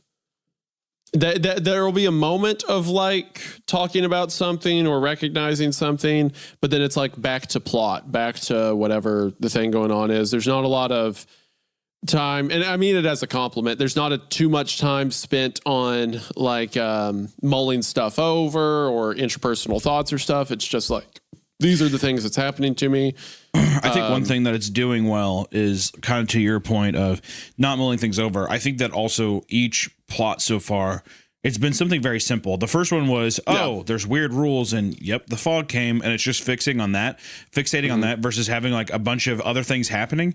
And in this one of now the second one just being like, well, yeah, there's a new guy coming in because she's like, oh, maybe hopefully they'll hire somebody in the first part. And then in part 2, they hired somebody. But mostly the whole thing is, oh, we have callers today. And it's just fixating on the callers and just kind of like that and how that affects the new guy. I think that it feels like it's building it. Also, too, I really like Evelyn as a character. Yeah, she's very like, sweet. She's kind. She's got a little bit of the kind of like. It doesn't have like a because I at first I thought it was going to be like a Tumblr kind of like. Yeah. She's always snarky or like snarky, yeah that kind of thing. Which it's like she just feels, which I think I like it because she just feels like a person, doesn't she? It's like she has like little funny things of the kind of chiseledness that you would find from someone who's like been dealing with this for however long she's been working at the broadcast station. But it's not like everything is accompanied with like a fucking quip, which I feel like a lot of stories that we read that are like this, all the characters do that, where everything is just kind of like, yeah, well, he wasn't such a baby, or, you know, like, or there's always something that's, you know, there's way too always some many, kind of joke. there's way too much winking at the camera. Yeah, I thought so. Get a load of this guy. But I mean, other than like the closest thing we got to that is she was like, humans are needy. I'm in a flesh prison, but it's still not, it's not egregious. It's just kind of like, I don't think so. She's mostly to herself. She's fine being up in here. You know, like I said, it feels conversational. Feels like I'm just reading like a casual. Honestly, what it is, it is a girl posting a blog about working in a weird tower. That's why, yeah, exactly. I think that the no sleep format works really well for this, because it does feel that conversational with the viewer. Also, like I said too, Dan, he was insufferable, but at the same time, at the end, you kind of felt bad for him, and I like that even as Evelyn was annoyed with him as well, by the end, she was just kind of like, I kind of miss him. Like, I hope that we get some more of those interactions, or even maybe Dan can come out. Maybe come back, I should say. No, I just fully disagree with you on that one. I don't need him back. I don't. I think he's going to. Is it your fault? He's going to stick around. He's going to stick around for a while, is what I think. The hyper eagerness of him is going to get on my nerves. Good morning. Which, if I heard that on the radio, I would change the station immediately. All right, part 3. Part 3. When my shoes sank into the long grass, kicking up tiny pebbles in the dry dirt, I felt a sense of immense insignificance. The world felt big and I felt small, suffocating somewhere in the middle of all that vast and limitless space. It was the first time in over a week I had felt the wind on my skin so directly, and something about standing in the open air failed to feel comforting. I didn't feel freedom. I felt violated, exposed. I felt like a newborn without guidance. I decided to make the job as quick as possible, secured my flannel around my waist, holding on to either side of the fire escape as I climbed my way upwards. I spared a look out into the mountains, those rolling high hills of rock and dirt covered in newly budding trees and evergreens. Looking at the horizon brought me stress. That stress formed a gnarled ball sitting in my stomach, kind of like a stone, really. I didn't need more of those in my guts. Okay, you feathered fuck. Once I was at the top, panting breathlessly in the absolute throes of exhaustion, I waved my hand to shoo the bird away. For once, it actually left, but that didn't bring me much comfort. It flew away from its nest without panic, as if it wasn't leaving because it feared me. It was simply moving out of the way to perch elsewhere. Casually, as if to say, I'm only moving because I want to. I reached out over the metal bars to grab the nest, plucking it off the branch. Now, as much as I hate this bird, and as vocal as I've been about that fact, I couldn't bring myself to be rough with its nest. I held it with some level of tenderness, but still held my breath anxiously as I peered into the circular web of twigs and discarded animal furs. There were no eggs, but the nest wasn't empty. With a shudder of disgust and every single nerve in my body wanting to get that damn thing away from me as quickly as possible, I threw the nest as far as my arm would let me, wiping my hands on the waist of my shirt as I watched it fly into the trees. Inside that nest, nestled into the center like beloved, delicate eggs, were 4 human fingers chewed off from the knuckle. Jesus. Yeah, maybe just kill the bird. Smash the fucking bird into smithereens, dude. Good Lord. That's not a bird anymore. Get rid of it. They were young and slim, the nails painted in partially chipped red polish. So this is like a little girl's fingers. It kind of seems like, or could it be the woman in the, could it be the woman that's been sobbing? Oh, it could be. It could be. Yeah. It was then that I heard a slither behind me, scraping wet against the metal of the stairs. It was a sickening sound that only added to the chill I felt traveling up my arms and neck. I turned, ready to lock eyes with whatever creature had crawled out of the woods, and found a thick, dirt-covered vine that had grown all the way up the rusted beams and across the first step. I had seen a bird with human eyes, a sink with a human voice, but God forbid would this plant start personifying itself too. Eager to get off that fire escape and back into the station, I stepped over the muddy green appendage and prepared for my shoe to clank against the second stair. It never hit. Instead, another vine, just as slick and swift as the other, snaked its way underneath my foot, then another and another, down at least 3 more steps. No matter where my foot fell, it would slide and I'd go crashing down each and every one of those stairs. At least, that's what I thought would happen. As soon as my balance was lost to me, I felt a slimy grip around my ankle. One of the vines grabbing my leg and using an incomprehensible amount of strength to fling my weight away from it. I felt like a fly being swatted with an aggressive hand, as if I was the pest in the situation. One moment, I was staring down at my feet, and the next, I was looking at the ground as I began to fall. 50 feet was a distance I may not have survived. I flailed in some attempt to grab the edge of the stairway, but happened to fall with my chest pinned over a bar on one of the spirals right below the top. The breath was knocked out of me, arms gripping the rail as pain erupted in my shoulders and my elbows from holding up my weight. I kicked my legs upwards, wrapping them around the closest bar I could find until I was clinging to the edge. The endless forest was in front of me, and all I saw was at first a sea of green. That's when I saw movement on the horizon. It was the undulating, swirling, thick clouds of fog slowly creeping towards the radio station in the town beyond us. And for the first time since I had started working here, I could hear a groan on the wind.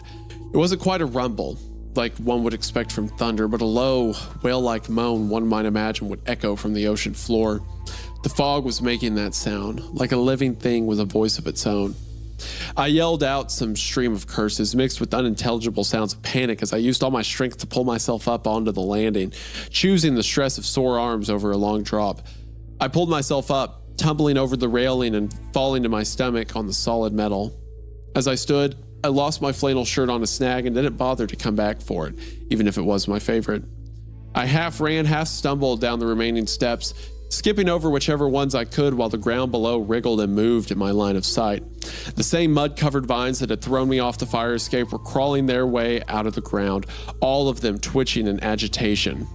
I tripped my way through them, making a dash to the door, but when it was finally within my reach, there was no opening it.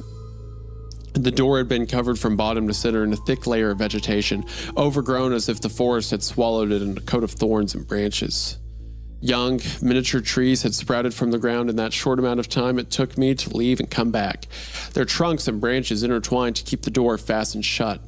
I tore my hands at the bark, the thorns biting into my skin, but with every tug and crack of solid wood, the trees would writhe and snap back into a place in a stubborn game of tug-of-war.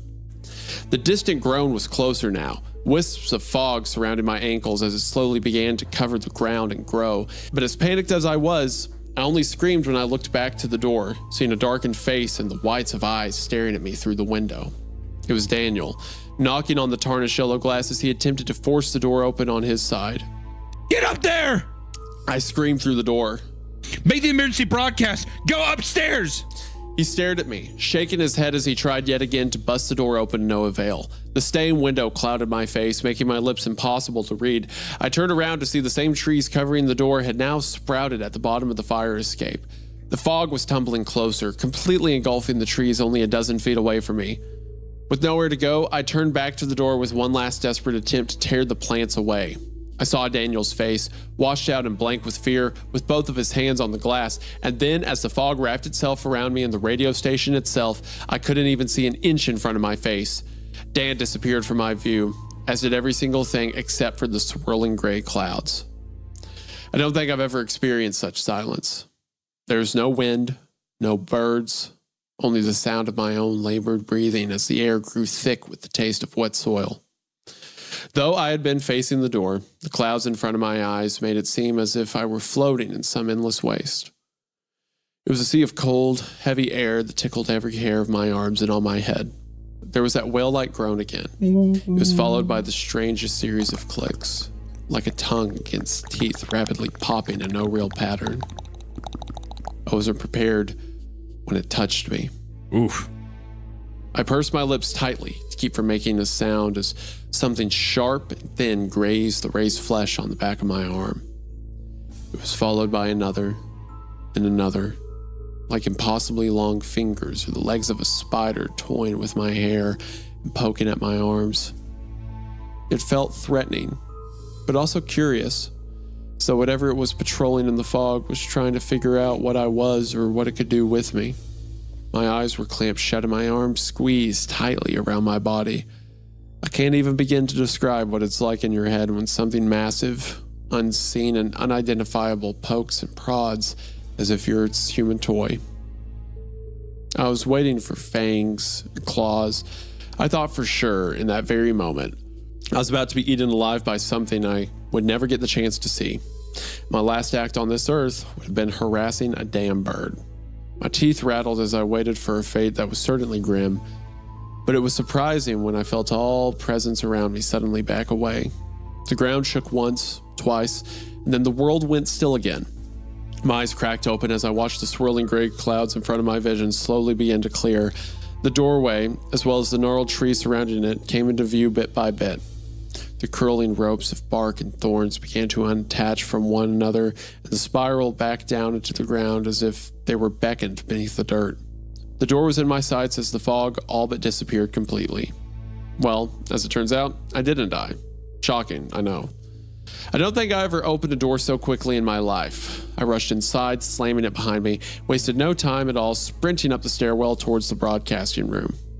Pure adrenaline got me to the top in what seemed like an instant, where I found Daniel sitting at the console with the microphone situated in front of his face and the radio line up, back on track. It was better late than never. I breathed a loud, heavy sigh and slumped against the wall, movement catching my gaze at the window. My flannel shirt was still caught on the edge of the fire escape, torn to absolute shreds and waving like a flag of surrender. It was then that I made a solemn oath that should I ever see a bird's nest near the fire escape again, it can stay. Hell, I'd throw in a damn welcome party if it would keep this from ever happening again. Since afternoon arrived, some things have come to light.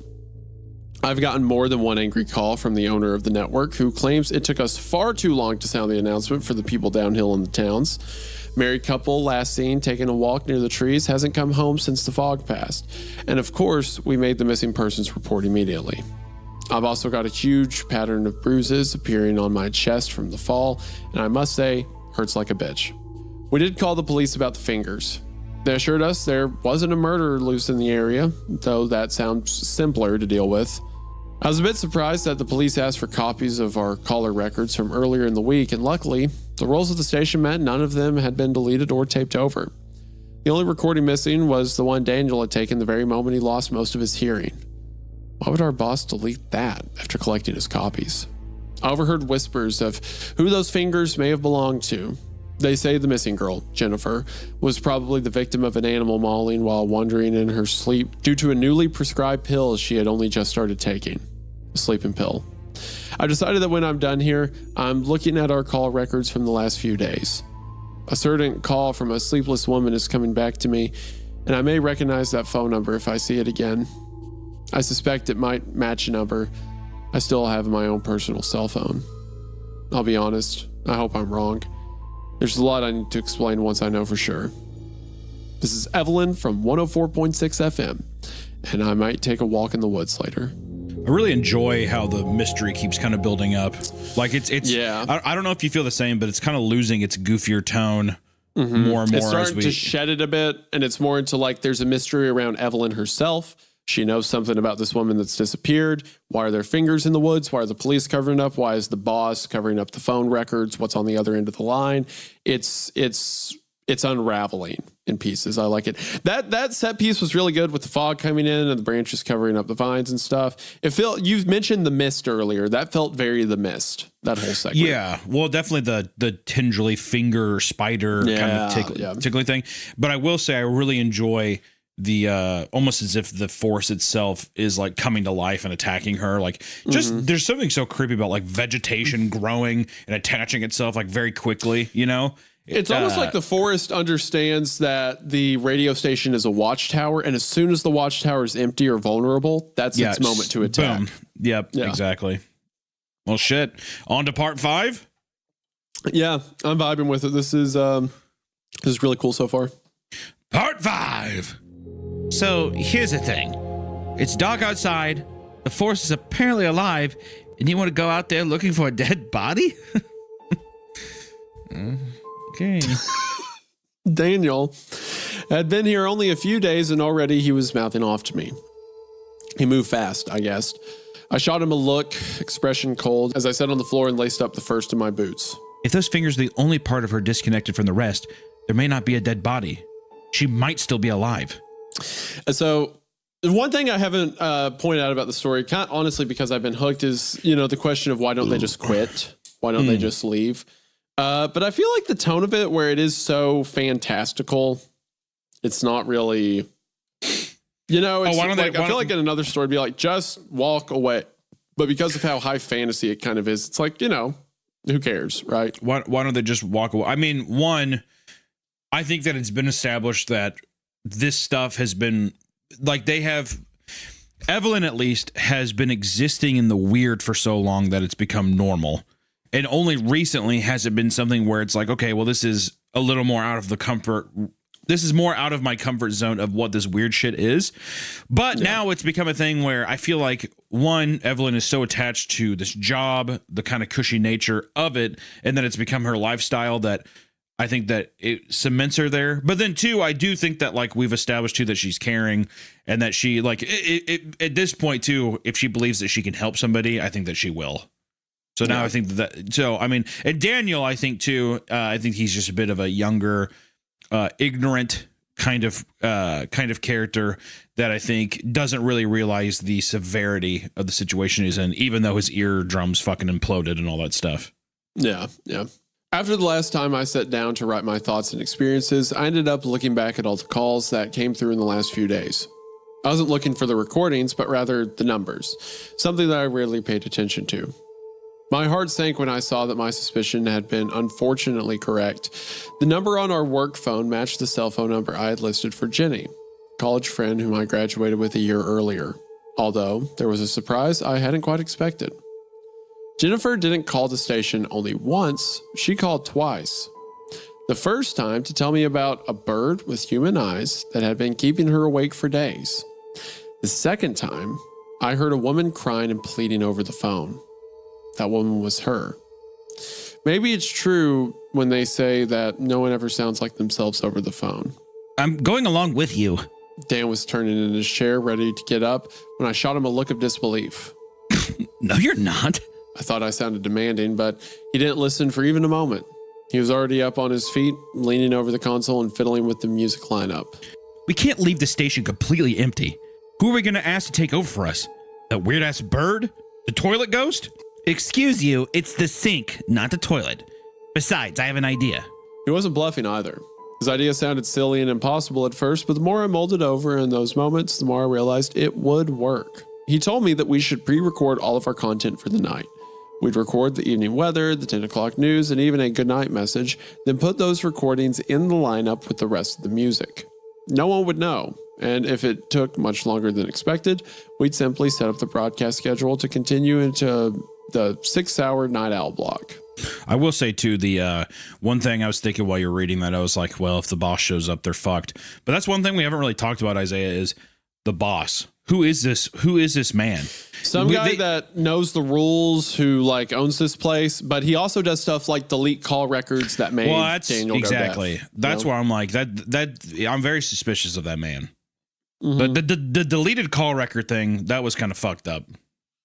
It's also insane if like this is a giant, like the fog can come in and kill everyone and there's monsters in the woods and stuff like that, to be like, I'll just hire some girl to do it. No, I won't explain to her. Maybe I'll get a second guy later. Like that seems like a huge oversight. Well, it sounds like an oversight, but does it to me, it kind of sounds like it's like it's purposeful. Like he's like, I either need someone who doesn't know what's going on, who can do this very mundane task, or it's something that he's like, I need someone that will fulfill X in time. You know what I mean?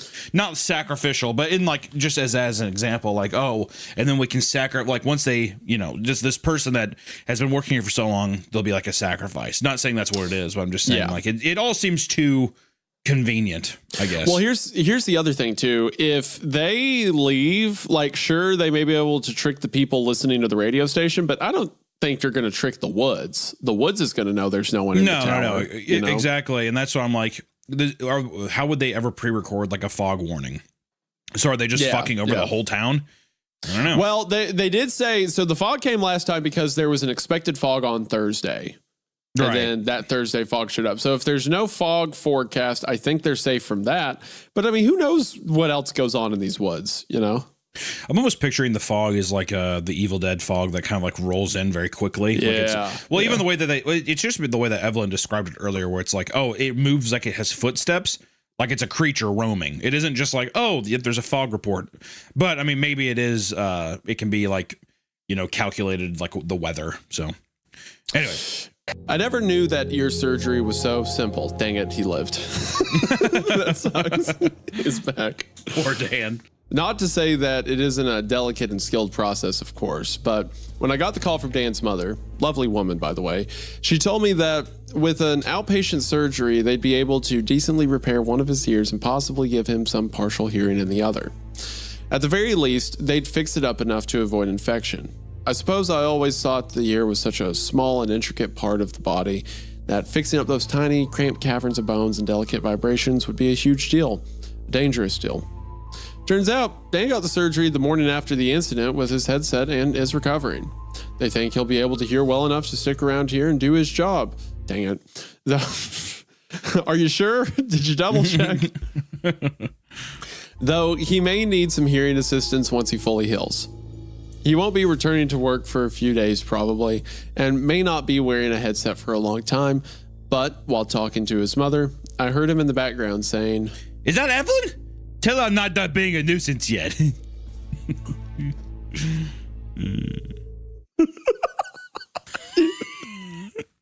It's like a stake in your heart every time. I love it. I love it. The hum of satisfaction after laughing at your own joke. It's absurd. It's awful. Oh. So I guess I've still got a part-timer. A nuisance part-timer. He's just taking a very early, very medicated vacation. While he's out, I've been here by myself. And damn it, that bird will not leave. Do you think the bird is some kind of like omen of some kind? Or I hope the bird is. I hope it's there to kill Dan. Whatever. Well, it might kill Dan.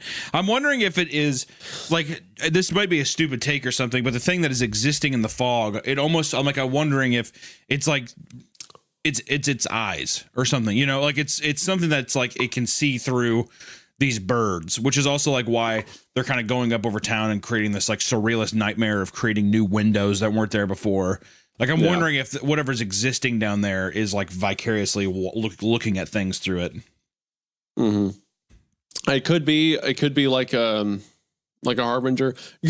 Knowing this series, it could be just someone's soul. There's just a person Could inside be. Yeah, the bird now. Kind of like how they say seagulls, or at least in the Lighthouse movie they say seagulls. They've got the souls of sailors. The souls of sailors. Yeah, could be the souls of people that have died in the forest or something. I noticed something while looking out the window between giving the forecast and playing a block of commercial-free music. It's building a nest. That little shit piece in its damn eyes is building a nest right out in front of where I sit all day. Now, I like birds. I generally don't have trouble with any kind of wildlife, so long as it's not trying to pick a body apart to run off with. But somehow, for whatever reason, the last thing I want to see is this bird create multiple mini versions of itself. I can just imagine tens of them lined up all around the window, staring at me from every direction, watching what I'm doing. I almost decided to go out there and try moving the nest down into the woods, but I don't want to leave the station unmanned for too long. Maybe I'll wait until Dan gets back and let him take over for a while so I can take that thing far, far away from the tower. I hate the stupid bird. Before I sat down in the morning, I cleaned myself up at the bathroom mirror. The sink was quiet. I know that should be a good thing, but I don't mean clanking pipes or clogged plumbing causing any sound. On Dan's first day, he said he heard the sobbing from down to the pipes, and it shook me a bit. I've heard it too, but I figured it was just me. I figured the isolation of being up here 50 feet in the air and with no company except for the grocery delivery man was starting to make me imagine human voices in places where they didn't really exist. But he heard it too. Honestly, I was a bit disappointed that it didn't continue the first time I noticed the eerie silence. I was going to try convincing Dan that we had a colony of mole people living in the plumbing as soon as he got back. That joke wouldn't solve the mystery, but at this point, humor's just about the only thing keeping me sane around here. But if you ask, did I think it was a ghost down there? A person? No. I didn't care so long as it remained a sound and nothing else. It didn't matter where it came from. I forgot about it for a bit. I stopped thinking about whatever was, or wasn't rather, in the sink and went about my daily work. The skies were blue and clear. The air was chilly, but warm for being in the mountains. All in all, things were boring. But I suppose I could use a boring day after watching my coworker's eardrum simultaneously rupture the day before. I'll take a boring day over a bloody one. I sat down, putting my headset on and waiting for the automatic music block to come to an end. There were envelopes, opened and stacked about with get well soon cards placed in a line above the consoles. Word got out fast that Dan was undergoing a standard minor surgery, and I imagine that anyone listening to the evening before who heard his pain screams was quick to hunt down the gossipers for information. At least 10 people in town sent cards straight to the station with the early morning mail. I set them in front of his chair like a cute surprise for when he came back. Even I ordered one for him too, but unfortunately the grocery delivery guy had accidentally been given a happy birthday grandma card instead. I still signed it and put it up with the rest. It's the thought that counts. Good morning, this is Evelyn McKinnon with 104.6 FM. I hope everyone is enjoying the sunny skies today. Daniel Esperanza will not be joining me this morning, but he would like to thank everyone for the kind well wishes and can't wait to return at the end of the week. Stay tuned for the 5-day forecast at 8:30 this morning, but until then, enjoy the 30 minutes of uninterrupted music here on 104.6 FM. Something that the story's done twice now that I like is it will very casually slip a detail that becomes like the thing the next section talks about, right? Because in the first part, it's like, oh, well, I'm supposed to get a new coworker soon. And it's kind of just brushed over. And then the second part's about that coworker. And now during the part with the coworker, it's like, he said he heard something in the pipes. I ignored it. He said he heard sobbing or whatever. And then like this next part's dealing with that a bit. And then maybe the next part will be about the grocery delivery guy or something. It's just a casual way to make everything feel connected, but still having like, there's enough of a point to be like, yeah, this was always the direction it was supposed to go with the next parts. But it's just smart about, or like the bird with the eyes, stuff like that. Just little breadcrumbs that you don't realize are breadcrumbs till they're picked up later. I wasted most of the morning away. The Wi-Fi was close enough that I could sit near my desk and surf the web a little, looking for news to talk about. I was in a bored daze, looking at the clock, waiting for time to pass. The internet's too slow to play much video unless I'm in the mood for a good, long buffer. So most of that time was spent just staring at a dull screen. At noon, my eyes snapped to the sides as the noise came through my earphones. It was the phone. Even while the music played, someone was calling in. I thought maybe it was a request or maybe Dan's mother calling again. Apparently Daniel had said enough good things about me for her to invite me to her niece's wedding in June. Sweet woman. I made sure that the audio mixer wouldn't pick up the call or my voice with the music broadcast, and with a touch of hesitance, I allowed the voice to come through. This is Evelyn at 104.6 FM. What can I do for you? There's a loud gasp on the other end, then a shaking, shivering sob, and the sounds of a young woman breathing in through a stuffy nose. I recognized the sound. It was less muffled than it had ever been, more direct, more human. It was the same pattern of sobs I heard from inside the sink every day since I had started, and the same one Daniel had heard as well. I felt a chilling sensation, like the sudden gust of wind you feel walking out into a blustery winter night from a warm building. It didn't hit me all at once, but traveled from the top of my head, down my back, and all the way to the tips of my toes. Every hair on my body stood on end. Every pore and freckle was like a stinging pinprick. And then words began to come through. You have to stop. She was still sobbing, still gasping and sniffling. She paused, and I assumed it was to let me speak. Are you all right? Oh my God. Stop making excuses.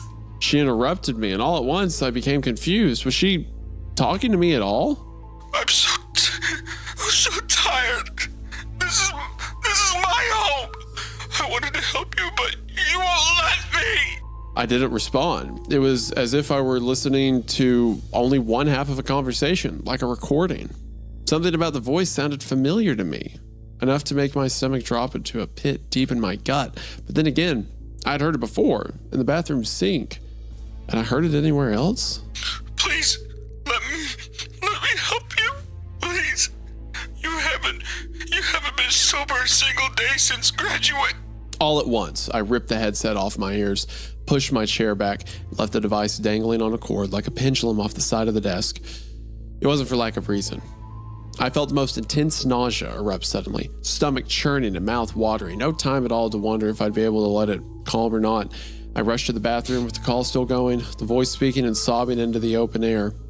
Vertigo struck as soon as the door was within reach, and those 3 steps to the toilet felt as if I were walking in a bright, spinning carnival tunnel.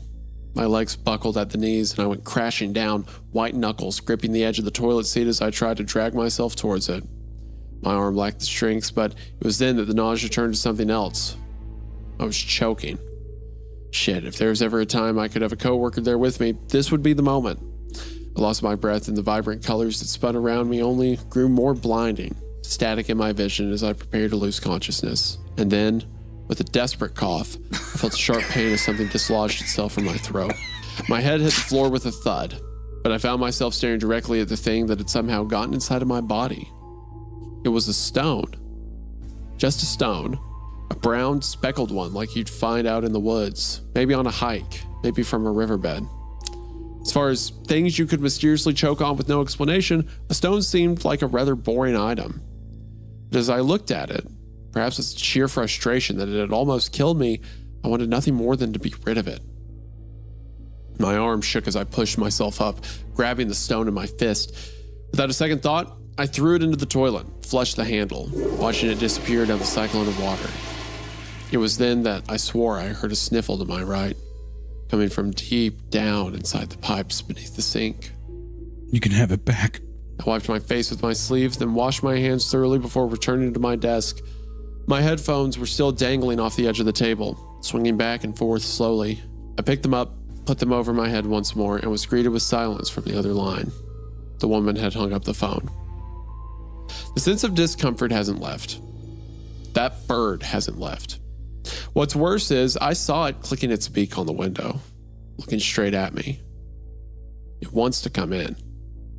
I know how crazy it sounds, acting like I know what a bird wants and is thinking, but the sparrow is too human not to be aware of its expression. Pleading, demanding eyes are staring constantly as I sit at my desk, only gone when it leaves to fill its nest. I'm not letting it in. There's a fog advisory for Thursday. It's only Tuesday as I write this, but I still find myself staring across the forest, expecting to see the hills of trees start to move. I expect to see it burst open. Where does the fog even come from? I'm imagining it now, drifting up from beneath the ground, rising into the air and covering the town and the sun, all that my eyes can see. And the sound it might make, fearsome bellow that shakes the whole earth. Shit. Maybe I shouldn't have blocked Rose's phone number at all. This is Evelyn from 104.6 FM, and I just noticed a brown speckled stone sitting on the edge of the window. Class of 2017 written in white paint on its side. I don't know how it got there, but more importantly, who on earth fished that thing out of the damn toilet? End of part 3. Starting to get a little mystery build up though. I'm liking it. I feel I'm getting more into it the more we go. Because the pieces are cool. Like the lady on the other end saying you haven't been sober since graduation. Mm-hmm. She throws up a stone. The stone appears on the window and has class of 2017 written on it. Which this story was written, I think in 2017, right? 8 years ago. So 2017, right? But our Evelyn didn't graduate high school this year, I don't think. So maybe that's like a high school student. Maybe it has something to do with like someone that died. I don't know. Maybe it's something like someone died and they're the bird or whatever, or like souls in the bird or whatever. And then like the woman calling was a mother, like a concerned family member. I'm just making stuff up. I don't know. I like a lot of the pieces it's giving, the little mystery stuff. I think it's fun. Yeah, I think so too. One way to keep finding out this mystery is to read on into part 4. I was also confused at the beginning because when she says, I thought maybe it was a request or Dan's mother calling again. And for some reason, my head's like, oh, this is going to be Dan's mom. And she's just screaming and crying. And for a second, I'm like, maybe he's dead. But no, that's not what it was. So I don't get what I want. All right, part 4. I honestly never thought I'd dread a Thursday the way I did. most perfectly good day of the week, and rarely do you ever hear people complaining about how much they hate Thursdays. There's no, is Thursday over yet? Mugs out there next to the Monday ones. However, as the week drifted slowly by, all I could think about was the constant warning of another foggy day quickly approaching. Top of all that, my morning started with the script for a missing persons report. A woman named Jennifer Cook, age 25, had wandered into the woods in a supposed sleepwalking incident, and her status, for whatever reason, had been listed as in extreme danger. I recognized her name. We were friends in college. Oh, I'm stupid. I didn't even think about college graduation. It could be class of 2017, for college grad. Yeah. One good thing did happen. Daniel decided resting was boring as hell and made the decision to return one day earlier than expected, still recovering, but plenty well enough to pester me. I almost regretted to say it, but I miss the guy. I guess it's true that you don't always realize you'd miss something until it's taken away from you, and even this insufferable pain in my ass was better than the absolute isolation. Beggars can't be choosers. I watched as his eyes lit up, seeing the get well cards that had been left on his side of the console. He snorted when he noticed the one I left for him. Happy birthday, Grandma.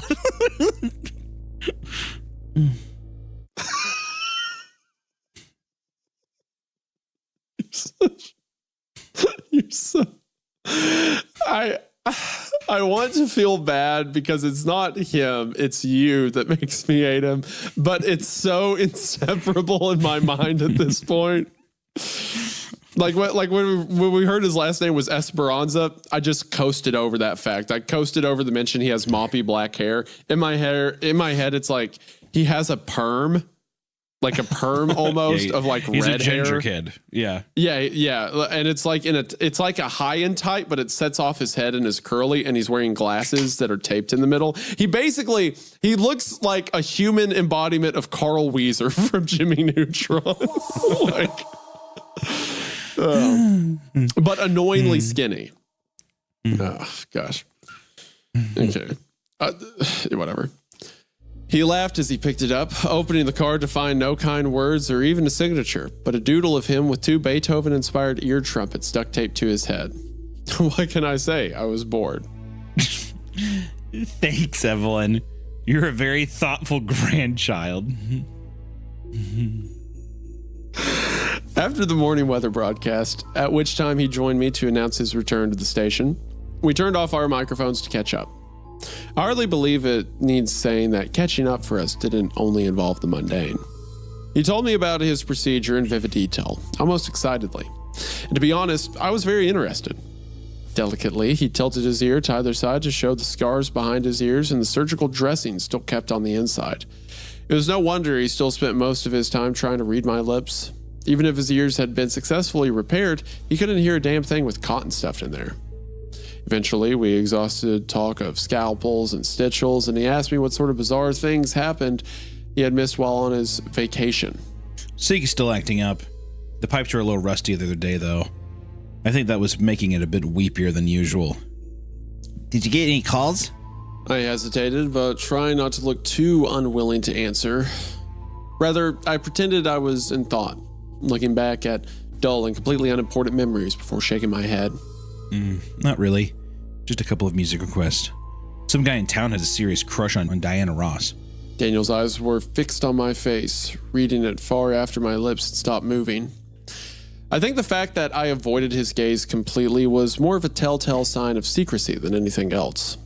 I didn't want to tell him about the crying woman on the phone, the rock that had been in my stomach, or any conversation all of that may stir. The feeling of unease that subject caused was so fuzzy, so confusing to me that I had no desire to go tumbling down the rabbit hole, but my own free will. That bird, though. I interrupted just as he took in a breath to speak, bringing my knees up in my chair and kicking off from the desk to roll away a few feet. Practically jumped out of the seat to stomp across the room, headset left abandoned and a finger pointing at the window. Sure enough, my nemesis was picking at its nest it had built on a tree branch right at the window's edge. You don't like nests? Daniel asked as if there was any possible doubt of how I felt. It's going to have all of its creepy-looking babies right in front of our broadcast room. I put my hands to the glass with an exasperated groan. But even as I knocked my fist against the surface, that shitty little bird did not leave. It just stared at me, face turned so that one human eye followed my movements. If its beak had the ability to move and a grin, I'm almost sure it would have been smirking at me. I'm getting rid of it. Hold up. I know it's weird looking, but you're not gonna kill it. No, I'm not killing it. I corrected Daniel, returning to the desk to hang up my headphones properly. I leaned against the back of my abandoned chair, facing my coworker to explain my instructions. I'm going out on the fire escape to grab the nest. And I'm taking it out in the woods. I won't hurt it. We'll just make it a nest in a new spot. You need to take the controls while I'm gone, though. He couldn't wear his headset, but that didn't matter. So long as he could, yeah, leaving the deaf guy to man the radio while you're gone. The guys whose ears imploded within themselves, whatever. You'll be fine by yourself, right, buddy? And he's like, yeah. And then she's downstairs and she just hears like an explosion. Goes back up and he's just like particleized all over the room. He couldn't wear his headset, but that didn't matter. So long as he could keep the music running on his own and avoid any lapse of silence while I was gone, plan would be simple and effective. I still try to wrap my head around this feeling or urgency. I needed to get rid of that nest, and it needed to happen immediately. I had to leave. So to clarify, she's not saying she got nauseous at the phone call because of the contents. It just made her nauseous, like supernaturally. Yeah. It's not like she heard the woman crying and the graduate mentioned, and she's like, oh no, that reminds me of this thing. She just got like a supernatural, the rock appeared in her throat, right? Yeah, I mean, I think. I'm not sure that we have the full scope of that yet. Yeah, I don't think she knew what it meant. I don't think. I had to leave the station in order to get to the fire escape. I know that completely defeats the purpose of the fire escape, but it wasn't worth triggering the alarm just to save a few steps and explaining my stupid obsession to my boss while disarming it. That involved descending endless clanking stairs, downwards and downwards until I had circled a 50-foot spiral of rusted metal to the cold cement floor. The exit sign no longer glowed, but the door's window shone a tarnished yellow light from the overcast sky outside. Wait, so it's enclosed, the staircase is? It's not like a wooden staircase on the outside of the structure? That's what I'm wondering too. Rusted metal to the cold cement floor. I wonder if the cold cement floor is supposed to be like the padding, like the like, you know, in the landing, like it's where. That's what I think the floor is. But she says she gets to an exit sign and there's a window. So does that mean that the fire escape is like a spiral metal staircase that's enclosed the whole way down? I wouldn't say it's enclosed though. I bet you there's a roof, but maybe I doubt it's enclosed. Yeah, that would be horrifying. It's like a 50-foot coffin to crawl down. Claustrophobic nightmare. Good God. I only just started working this new job, and already it warrants keeping some kind of online journal. The internet up here isn't so great, but now and again when I stand in just the right spot, I'm able to get a signal. It probably sounds ridiculous that I'd have so much trouble, considering that I work at a broadcast station where you would imagine it's downright necessary to have contact with the outside world. Well, in these last 3 weeks I've been here, I feel more out of contact than ever. Let me be frank with you all. It's pretty lonely and boring up here sometimes, and other times it's absolutely bonkers. During those days when it's dull and painfully slow, I think I need some kind of outlet to talk and tell my stories. That's why I've chosen this outlet, so that I can tell you all what it's like up here. Right now, I'm sitting next to the wall by the bathroom, the only spot I can get a tiny bit of Wi-Fi today. My butt is cold, my back is sore, but it's better than not having any internet connection at all. My name is Evelyn. It's an old lady name, I know. I'm 24 and I have a degree in journalism. But the best I could do with it right now was apply for a radio DJ position. 3 weeks ago, I started working at a broadcast station that sits 50 feet above the ground on a hill between an old rural town and a long, sparsely inhabited woodland. It's a surreal, lonely, and sometimes maddening place to be. If you live here, which I'm almost sure none of you do, I'm probably the only station you can listen to. The town is nestled between green-covered mountains, but the signal reaches far enough for travelers to hear sometimes. If you've passed through a very long stretch of road next to the woods, maybe taken a piss by the trees after passing the rest stop that's been without plumbing for 10 years, maybe you've heard my voice or listened to a couple of songs. There's nothing else for miles, and somehow our town doesn't even pick up the tiniest signal from anywhere else. We play a bit of every genre of music to keep everyone in town happy. By we, I mean myself and the owners of the place who put me here. I'm the only radio DJ working right now. I know a few of you are probably thinking how this place stays running with only one DJ, and I'll tell you, I live here. Since I got the job, I also received a back room inside the station with a mattress and a fridge and the basics you would expect from a one-room apartment. At midnight, the radio plays an automatic playlist for 6 hours so that I can sleep, though I've been known to wake up several times in the night just to check how the broadcast is going. Living on site was a part of the deal that many others would probably reject, but it works for me. I lost my home recently, but that's another story for another post. What I'm trying to illustrate is that I've been working alone without more than a few 5-minute conversations this entire time. And because I'm the only DJ, obviously there aren't many things involved aside from playing music, sharing the weather forecast, warning the locals about emergencies, and talking about a bit of local news. Calls happen so infrequently that sometimes I easily forget that anyone's even listening at all. But all that aside, I did say that things are a little maddening around here, didn't I? I imagine what some would think. It's a pretty remote place. Only one corner store and one tiny diner for 50 miles. Woods all around us. And it would be expected if I said we had some backwoods mischief makers roaming about. That's not it though. Last week, the same song played on the radio for over an hour.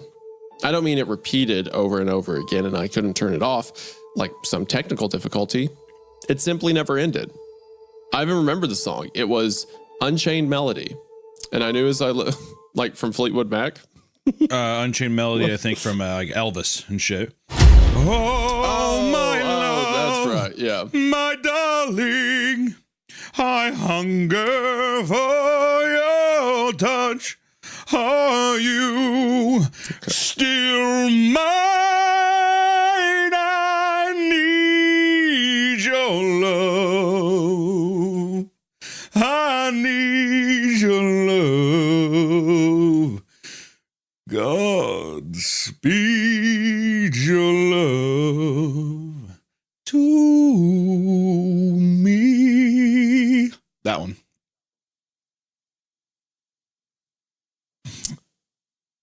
Okay. Which also is a cover, I'm pretty sure. Unchained Melody, I'm pretty sure, is also a cover of...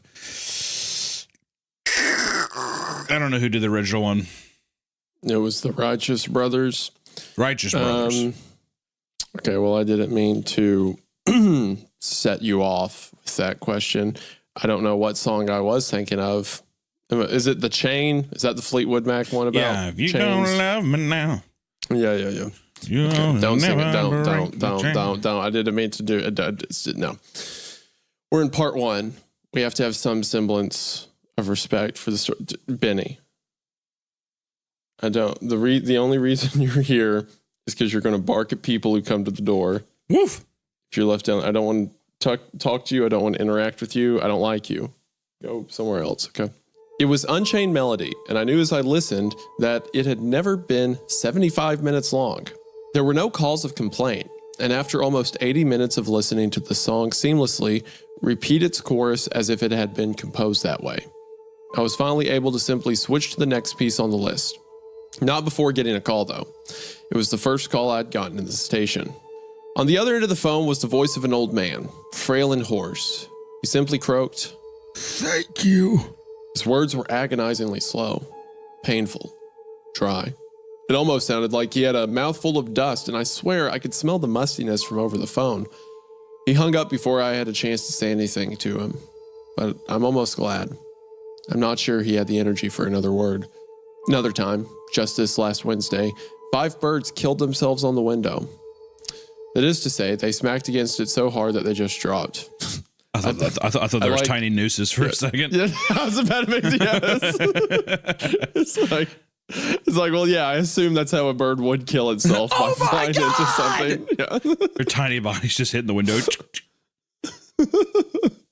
Tell my wife I love her. Tweet. I know for a fact that this tower isn't invisible. It's an eyesore against the view of the trees, really. But on that same day, just minutes apart from one another, 5 different birds hit the glass of my broadcasting room head first, hard enough to, well, die. All in the same general spot, too. I'm surprised they didn't leave a crack. They did, however, leave a bit of mess that bothered me for the rest of the day until I finally climbed out on the fire escape with a rag like some kind of old-timey window washer. We also have Interesting rules. There's a board near my desk with a list of guidelines I've been told I have to follow. Here we go. You can't be a narrative like multi-part online horror series and not have a set of rules somewhere. You gotta have the rules. You gotta have the rules. You have the rules. Rule number 1. Never let the radio go silent for more than a few minutes. If the broadcast is down due to technical error, activate the bell. Note that I still don't know what the bell is, other than the fact that there's a button on the wall labeled as such. It remains a tempting mystery. Rule number 2, take care of the equipment, don't let anything break. Rule number 3, any suspicious calls must be recorded, never tape over a recording. And rule number 4, when the fog rolls in, do not leave the building. Do not open the door, sound the emergency broadcast. Like that. I was about to make a comment about like, well, all those rules sound like normal rules for a broadcast, like take care of the equipment, record calls, and then the fog. and then the fog. Beware the fog as it rolls in. Anytime I hear when the fog, like if the fog comes or anything like that, like in a horror sense, it always makes me think of like Stephen King's The Mist or something like that. You know what I mean? You have no when you're a teenager, you have no real understanding of the world yet. I don't think, or at least a lot of people. I don't want to say everybody because I know someone's gonna be like, I fucking was stabbed or whatever. So. What I'm saying is, well, at least when I was a teenager and I was a giant piece of shit, which, you know, still kind of am.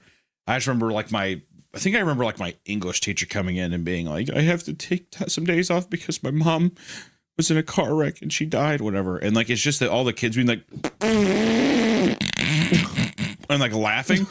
Cause not really understanding the weight of something. You know what I mean? It's shit like that. Well, there's that, but then there's like, someone died.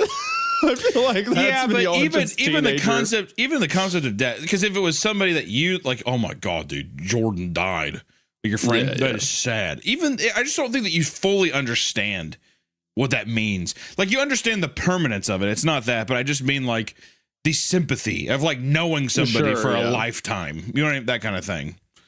I could be. I'm just saying. I'm sure that might have been a bad example. No, I could see that. I could see that. I know what you mean. I think. Anyway, so the fog. Look out for the fog rolling. Yeah, fog. It struck me as very odd that my employer would have such a strict rule about the fog. Oh, did it now? was that your first clue? After all, this is the main reason why they insisted on hiring someone who could stay at the station 24/7. At least until they get me a coworker. It seemed out of left field, so specific and yet unrelated to any of my duties. I was surprised the fog was enough of an issue to warrant an emergency alarm, really. But only a couple of days into my job, I saw it for myself. On my second day of work, I was put to the test of getting the emergency broadcast out as soon as I could. You see, the entire room I work in has windows all around so that I can see outside into the woods. I assumed at first that this was just for the natural light, but now I'm thinking it's more of a watch, a fire watch, a fog watch, whatever kind of watch. I figure if I'm positioned so high in the trees, it must be for a good reason. I'd been switching between songs, getting ready to introduce an old classic by Fleetwood Mac. Whoa! Whoa! Whoa! Your intuition is strong, young Indigo. I'll take that, Bear Trap. When my eyes caught a rolling cloud of white on the horizon. I let the song start, turning off my microphone and rushing to the window, expecting an avalanche coming this way. It seems absurd, I know, but that's exactly what it looked like from a distance. It looked like an avalanche, rolling white and gray, moving like ocean waves as it spilled over its own form and moved closer and closer. Fogs didn't walk, did it? Fog's movement were so perfectly executed that it reminded me of steps. That was fun. It undulated, as if its motions were being controlled by weight. I almost expected it to make a sound, but that's a stupid thought to have. I didn't watch for too long. Slightly startled by the thickness of the fog on its way towards the town, I did just as I was instructed to do and returned to my station, killing the music immediately and taking up the microphone. This is an emergency broadcast from Pine Haven. Does she have a mid-Atlantic accent? Oh shit! I was speaking. You know what? This is go for it. This is an emergency broadcast for Pine Haven. Is that okay? You're Is that going okay? Too far. Honestly, her being like a 50s reporter. No. with a I'm fedora not on, doing that for and 9 parts. It's gonna be like 5 hours of recording. I have to try. Okay. I just thought it was, I legitimately was like, oh yeah, I forgot she's the one that's running the fucking thing. This is an emergency broadcast for Pine Haven. I was speaking straight from a script, using my most stern, clear-spoken voice. This is a heavy fog warning. I repeat, this is a There you heavy go. fog warning for Pine Haven. Return to your homes immediately and wait for further instructions. Please lock all doors and windows. That's her stern voice. See, Yeah, she switches into like the old detective. Yeah, Cigarette that's- smoke fills the room. She's wearing Yeah. a trench coat. Yeah. I furrowed my brows at my own. We went out with a group of friends for a wedding a couple weeks ago, and two of my buddies were drunk and thought it'd be a funny bit to walk around the room. And anytime one of them was about to say something, he would look at the other and go, saxophone. And he would start making like a perfect saxophone noise with his mouth. And the other one would just start monologuing as if he was a detective in an old TV show. And then they'd walk away and just go do that somewhere else. that is, boy, oh boy, glad I was not there for that. That sounds just fucking horrible. Good God. Saxophone. Hi, my boys. And everyone's like, okay, that's awesome. Saxophone. Yeah, well, that's cool, dude. It's a nice youth pastor group thing you have going on there. Is that feels like a very innocent time? It'd be so funny if you guys were like in an opium den when this was happening. There's three people overdosing. Yeah, exactly. 3 dead Chinamen just like laying there with these long opium pipes, and it's saxophone, like walking through the opium haze. What? Benny's freaking out. He did not. What? Someone's probably at your house, dude. They might be. I'll just kill them wherever they are. I have so much news to tell, and yet I don't really know where to start. First, let me clarify. This is Evelyn. I returned to the radio station at about 5:45 in the morning. Was it 1 day ago? 2 days ago? I'll be honest. Sometimes I'm not even sure how long I'm here or what day of the week it is anymore. I screamed at Dan for a while and locked him in the bathroom for about 15 minutes before I realized that he was sincerely just trying to be helpful and make sense of things. I still wish he had stayed off my social media, though. Now I'm adding putting a 30-year-old man in timeout onto my list of activities I never thought I'd be doing at the workplace. But while I was gone, I saw, heard, and experienced so much that I have to just sit down and tell you everything from start to finish. Left-right game, that's the story this reminds me of. I was thinking that like the wording of it and the style of the setup is similar to one we've read, Left-Right Game, like how Bristol would have these kind of conversations where she wouldn't dwell too long on how she felt about things. It was mostly action, but it gave insight and stuff. That's what this feels similarly paced to. Oh, nice. The storm is on its way and the lights have flickered a few times already due to the winds. I'm typing this as quickly as I can because, well, I'll be honest, I don't know what will happen after I submit this. When the police picked me up from the radio station, they didn't really give the impression that they were questioning me as a suspect of Jennifer's murder. I was never put in handcuffs. I was never put in a cell, but they didn't want me out of their sights until we had a good, long conversation. However, as soon as we arrived, I was inspected a bit too carefully. As a woman in gloves waved a little flashlight in front of my eyes and told me to strip down to my tank top so they could inspect my arms, I immediately had my suspicions. Did they think I was shooting up the radio station? High out of my mind? It lasted far too long and I had to go through a seemingly unnecessary amount of searches and swabs before I was finally allowed to sit down. All of my items confiscated except for my clothes. When one of the investigators came by to question me in a private room there at the police station, I voiced my concerns. Listen, I'm not a junkie. I told him, perhaps a little bit too aggressively. I thought we were here to talk about my friend. We are. He sat down on the other end of the table. In contrast to my bitterness, he seemed far more concerned than he was watchful or judgmental of me. But due to your exposure, we're going to have to get your permission for a full medical exam before we do any of that. What exposure? He seemed hesitant to explain, but I had a feeling that he couldn't just keep it from me. At the radio station? Is there something dangerous in the air out there? I deserve to know what I'm getting around. The detective shook his head. Nothing like that. I'm not talking about radiation or a gas leak. He folded his hands on the table as he continued. We see a lot of people coming down with illness or sustaining injury outside the town. And while we can't explain it, we've learned to be very thorough when it comes to making sure anyone who spends a considerable amount of time in the woods is safe. I'd only just gotten there, and already I felt confused. I felt as if so much was hidden from me, so much that I wanted to know but wasn't being allowed to understand. The detective didn't say any more, but instead he slid a piece of paper across the table. We need your permission for a full medical examination and an overnight stay. After we're sure you're in decent shape, tomorrow we'll talk about your friend. What was I supposed to do? Refuse? I found it all very strange, but I admit that I was curious how all this fit together with the goings-on at the radio station. It was all seeming like some kind of inside job, or perhaps some knowledge that I hadn't been awarded that everyone else knew about. I allowed them to do the medical exam, taking samples of my blood and basically everything else they could get their hands on. I was questioned a lot about the bruising on my chest, but when they had been assured it was from an honest injury and not some disorder in the blood, I was permitted to get a night's rest before being picked up first thing in the morning. I saw the same investigator, a middle-aged man with dark skin. He had a low voice that sounded nice, but I still couldn't shake this feeling that he wasn't any kind of friend to me.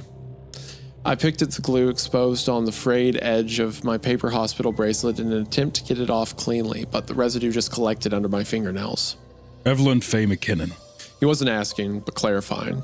He rifled through a stack of papers, and I found myself growing impatient. You were arrested twice in the last 12 months. DUIs both times. You and your former roommate, Jennifer Cook, were fined one time for domestic disturbance. We had a purely verbal argument. I had just gotten out of the hospital and she started lecturing me about. My point is, The detective spoke with such a piercing tone that I shut my mouth immediately, letting him talk. we had your fingerprints. We matched them to a set of prints on Jennifer Cook's cell phone, which we found a half-mile away from your workplace next to a tree filled with blood. She's like, well, that, I can explain that. Yeah. That definitely isn't what it looks like. I squinted my eyes. Filled was a word I hadn't thought to hear, not unless a tree sap was the subject of conversation. At that point, I think he could sense the question I was about to ask. What do you mean, filled with blood? I mean, the tree was oozing several quarts of blood right from a hole in the center of the trunk. And Jennifer's cell phone, the one with both her and your fingerprints, was found at the base of it. Gave me an icy stare, and I was waiting for a question. I was waiting to somehow be blamed. I didn't have anything to do with... Again, he didn't let me finish, but his words both comforted and confused me. Nobody thinks you were the one to hurt her, but we need to know what you saw in there.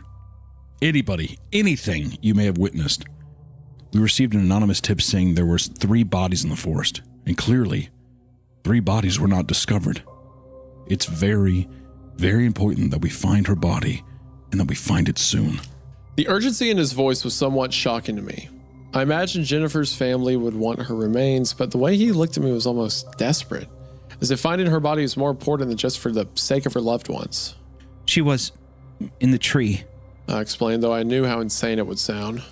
stuffed in the center of it. I don't even know how she fit, but her face and one arm were sticking out of it. She was dead. Her mouth was stuffed with a bird's nest, and that's where she was when we turned around and left. He nodded slowly, and I knew that none of that would help them actually find her. It wasn't as if they hadn't checked the entire area probably 10 times over by now. Anything else? He asked with a raised eyebrow. Anything strange out there? I found myself hesitating. What kind of strange was he talking about? I had weird stories and sightings. Oh, I had plenty, but at what point would it become too crazy to talk about? No one else. I saw some weird mutated elk, though. It had like 3 back legs, really fucked up looking, weird eyes too. The 2 other bodies were on the ground and up in the tree in pieces, but I mean, that was all. Pieces? The investigator asked. I gave him a quizzical look, wondering how he hadn't known the other 2 people had been split in half. That was a detail that wasn't overlooked so easily. Yes, the man and the woman. They were both cut in half in the middle, and the man's legs and the woman's top half were stuck in the trees as if they had been, I don't know, tossed in there. It sounds stupid, but that's exactly what it looked like. He was flipping through his papers again, pulling out photographs and files. I saw only a glimpse, but I recognized the forest floor, grass covered in blood and the colors of the torn fabric of one of the bodies wore. With a sigh, he pulled out a photograph in particular and slid it in front of me on the table. It was the scene, obviously, but the photo had been taken far away enough to show the entirety of the area surroundings. I grimaced as I saw the faraway shapes of two dead individuals and the bloodstained tree, now empty where Jennifer would have been. However, I was surprised to see that the limbs of the other tree were completely and utterly bare. There was no sign that the man's legs nor the woman's head had ever been there. They were there. I saw the woman's body and her face, what she looked like. As I rattled on, the detective stood from his seat, fished a cell phone out of his pants pocket, dialing a number quickly and turning away from me. He spoke in a hushed voice, but I could still hear him. It sounded urgent. It wasn't her. It wasn't just her. There are 3 of them now. He said, his free hand rubbing at his forehead with his eyes squinting shut in distress.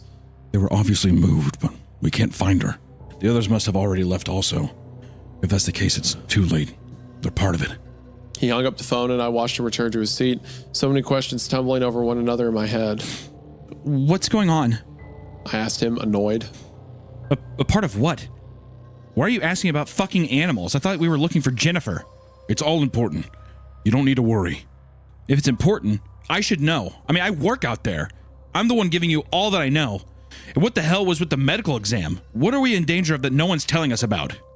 I watched the investigator lean back in his chair, his expression as calm and cold as it was before. He waited for my outburst to end, but the look in his eyes had a sharpness to it that spoke of some reluctance, as if I were asking too much for him. But when I didn't choose to leave, he had no choice but to lean forward and speak. People go missing. Several, sometimes dozens a year on that mountain. Sometimes their bodies are found, and sometimes they aren't. But they never return as themselves.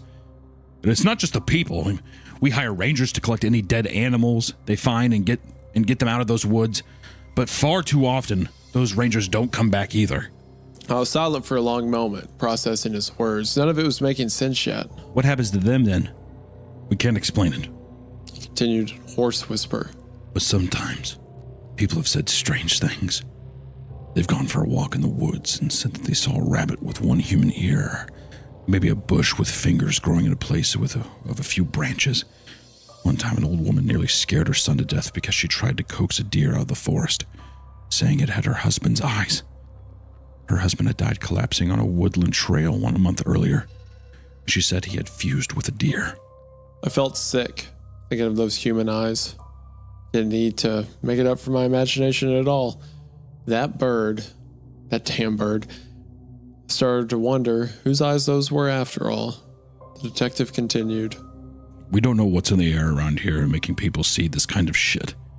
But all we know is that when the fog season comes around, more people go missing and more weird things start to appear. It's all around that spot too, your radio station. Maybe there's some magnetic disturbance. Maybe there's something under the ground we don't know. He leaned closer across the table. I didn't even try to say a word. I just stared, exhaling through my lips as he looked me straight in the eyes with a look that was dire. One thing we do need to know, though. In the last 5 years, we've hired 27 different people to speak over that radio. You and Mr. Esperanza. You're 28 and 29. I know the cliche of a heart dropping is overdone and insensible, but I felt it then. My heart wasn't in my chest anymore. It sunk so low I felt every bit of confidence and safety in my blood disappear all at once. One thing was bothering me, though. One little thing that had been in my head for a while now that I was just now piecing together. We've hired? Didn't avoid the question, but he took a good long moment to answer. Finally, he shook his head, sinking back down to his chair across from me. The broadcast tower is a lot more than just a radio station. You know that by now. People around here feel safer when they think about the music, and that's what we're trying to do. Keeping everyone calm until we know how to get rid of this problem forever. It was making more sense to me now. why the station was so high off the ground, and why it had to be on air at all times. Whatever signal we sent out wasn't there just for people to enjoy. The music was just a mask, covering something that served a more defensive purpose. It was a watchtower. The broadcast station was never for entertainment, but for protection. What would happen if the broadcast just stopped for good?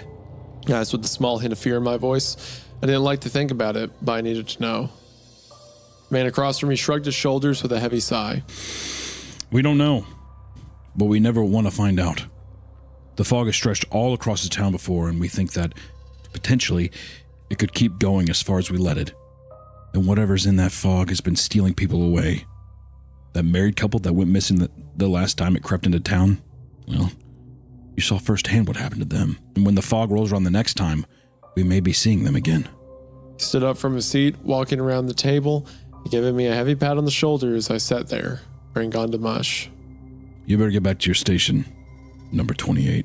So, I like that scene. I feel like that section did what a lot of stories we read try to do, where they have that scene where the person goes to the investigator or the researcher or the cop, and they have the whole like at the end of the Something's Wrong with Dad story, where it's like, well, I shouldn't be telling you this, but that's a goblin man that came from the ground and blah, blah, blah, you know?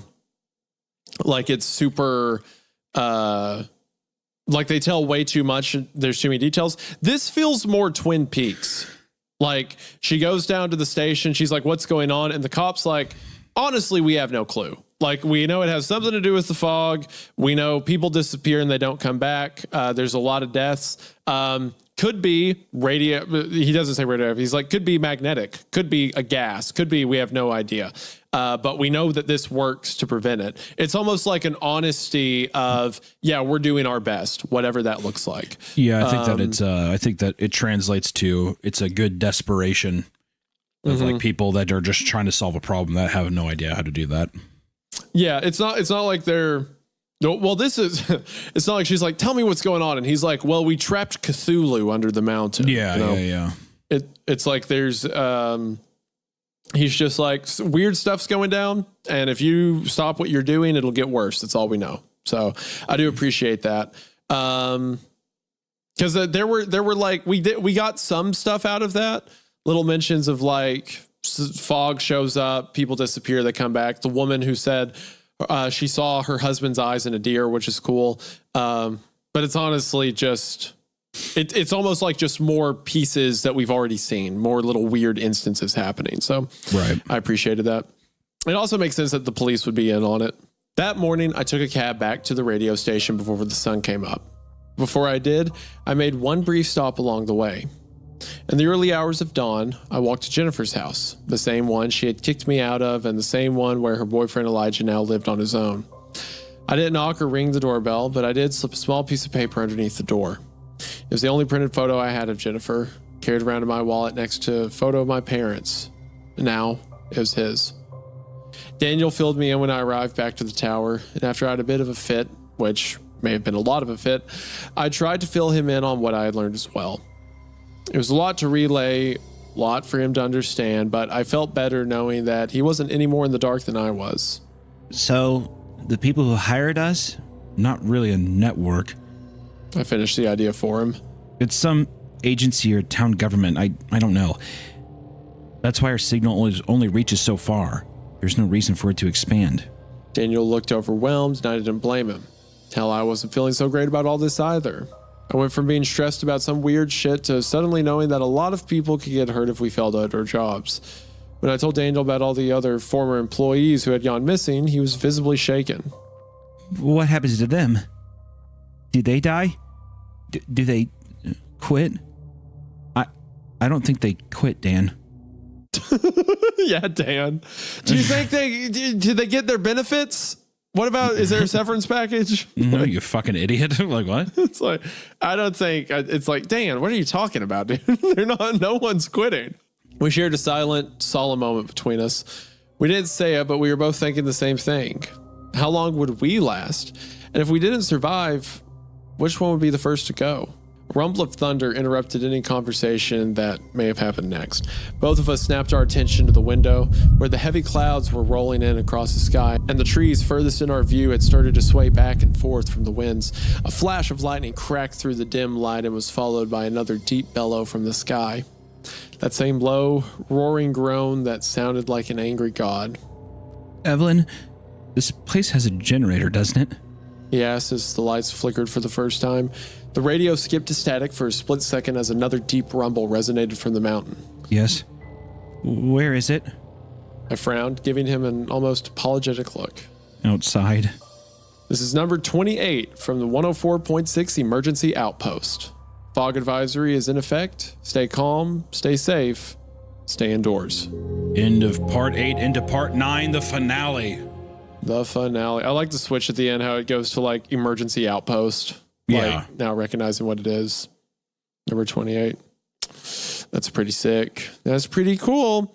Part 9. I understand why this has such fun. Like at the last part, it linked off to r/1046 FM, so it has its own subreddit. And this is totally the kind of story I can see people getting into, writing their own scenarios, characters, stuff like that, you know? Yeah, people could lie about what number they are, too.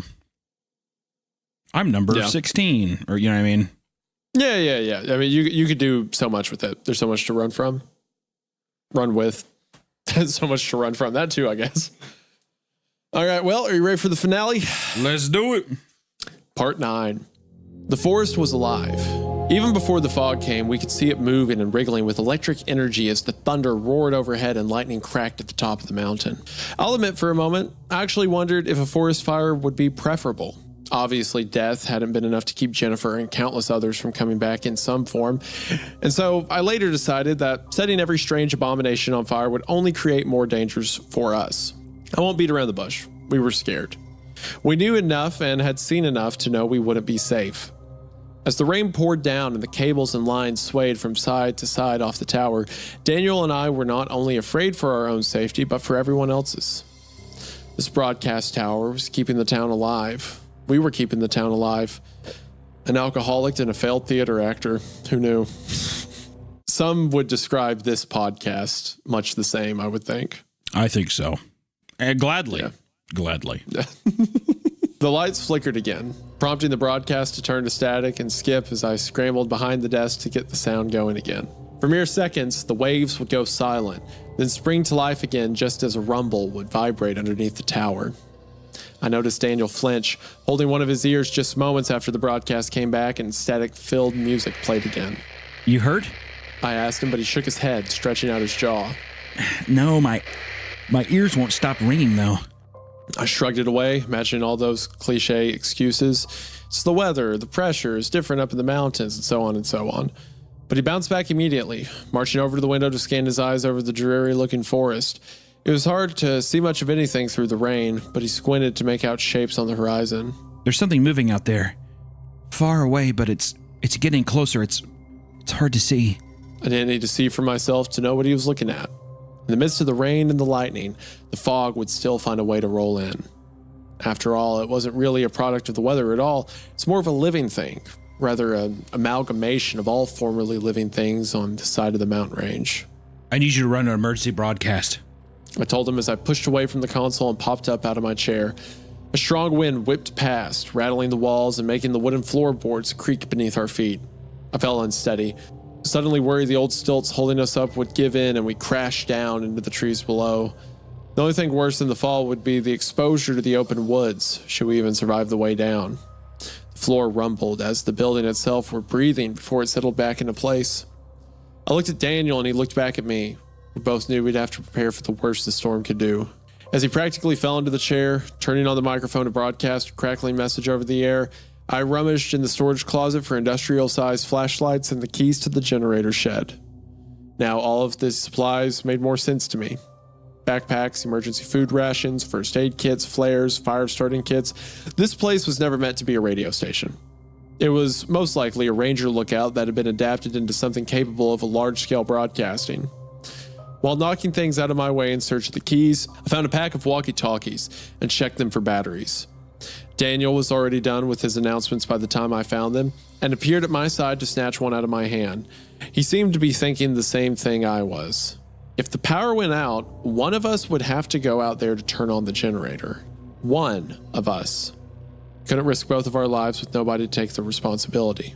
Did you start the music again? Daniel nodded. It's going.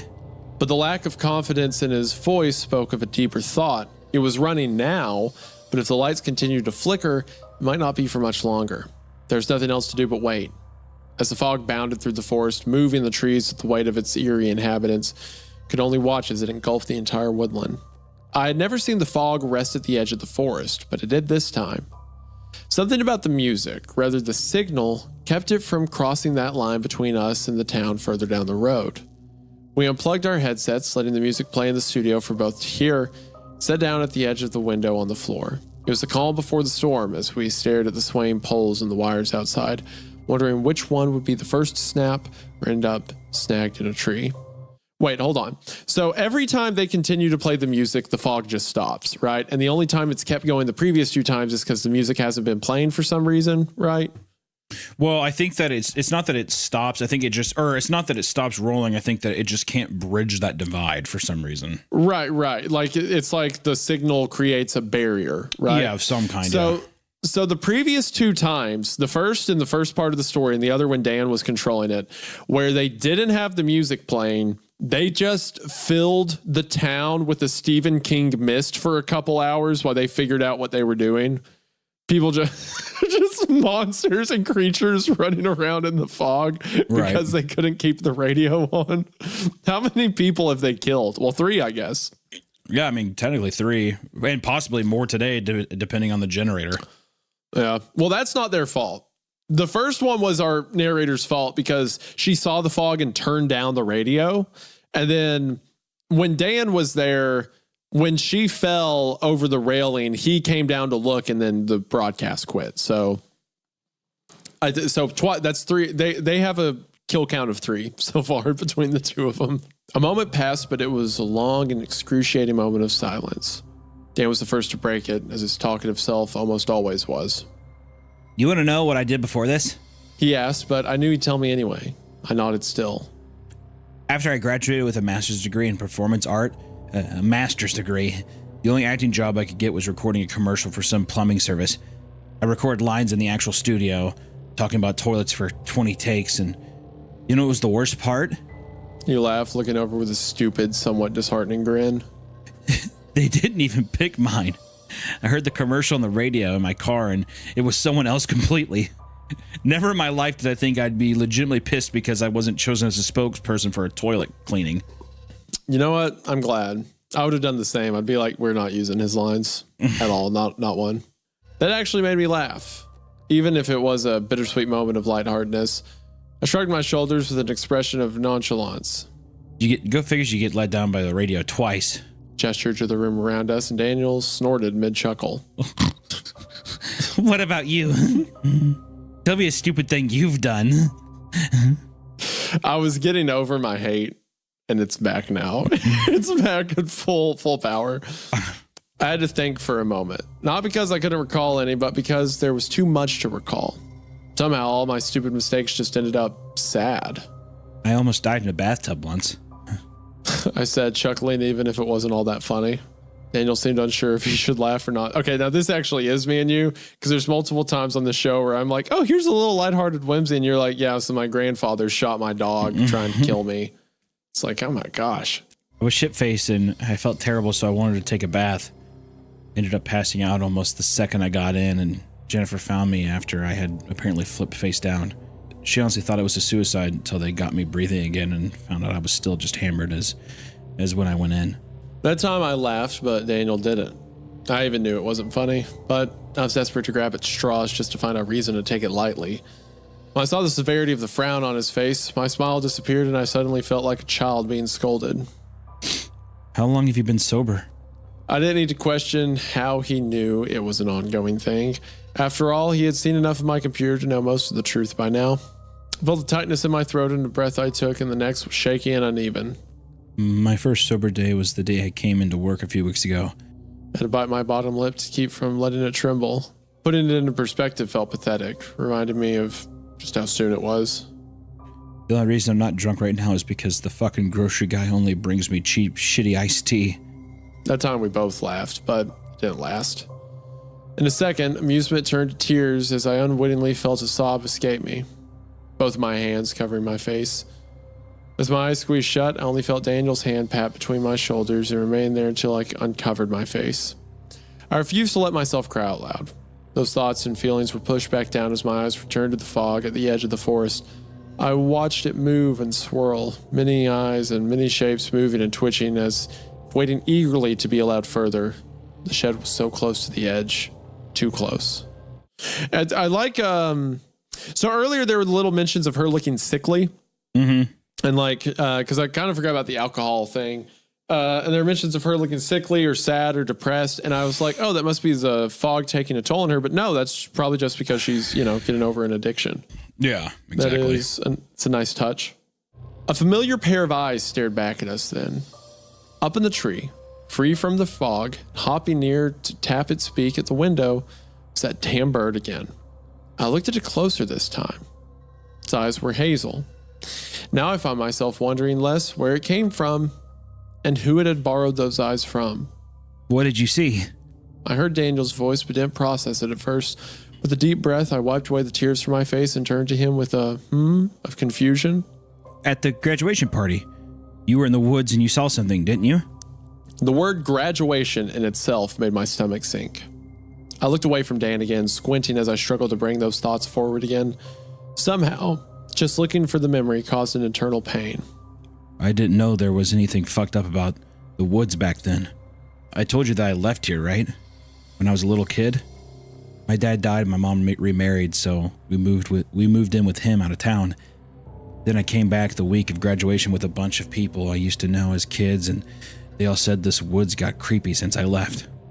Bits and pieces were still missing from my thought process, but I was piecing them together in the moments I paused and kept silent. It was some terrible puzzle slowly coming into view, and made my face turn to a grimace. I wandered off, probably because it was loud and everyone was acting like an ass, but out in the woods I heard something. It was a growl, I thought at first. But now that I remember that sound, it was a voice. A low, gravelly, painful groan. This animal stepped out of the bushes and I thought for sure it was some kind of cougar or wild dog, but its face, oh God, it had this face, yellow eyes like a wildcat, but the nose and the mouth were different, human and familiar. He looked at me and I saw his mouth move, trying to say something, but all that came out was this terrible rattle, like it hurt to breathe. It sounded like he was suffering, like it took everything he had just to say a single word. I ran back to the party and I drank and I fucking drank until I couldn't remember that thing's face anymore. And it worked for a good long time too, but now that I'm sober, all it took was thinking about it once for it to be stuck in my head again. Dan gave me an apologetic look, as if he had some reason to feel sorry about it all.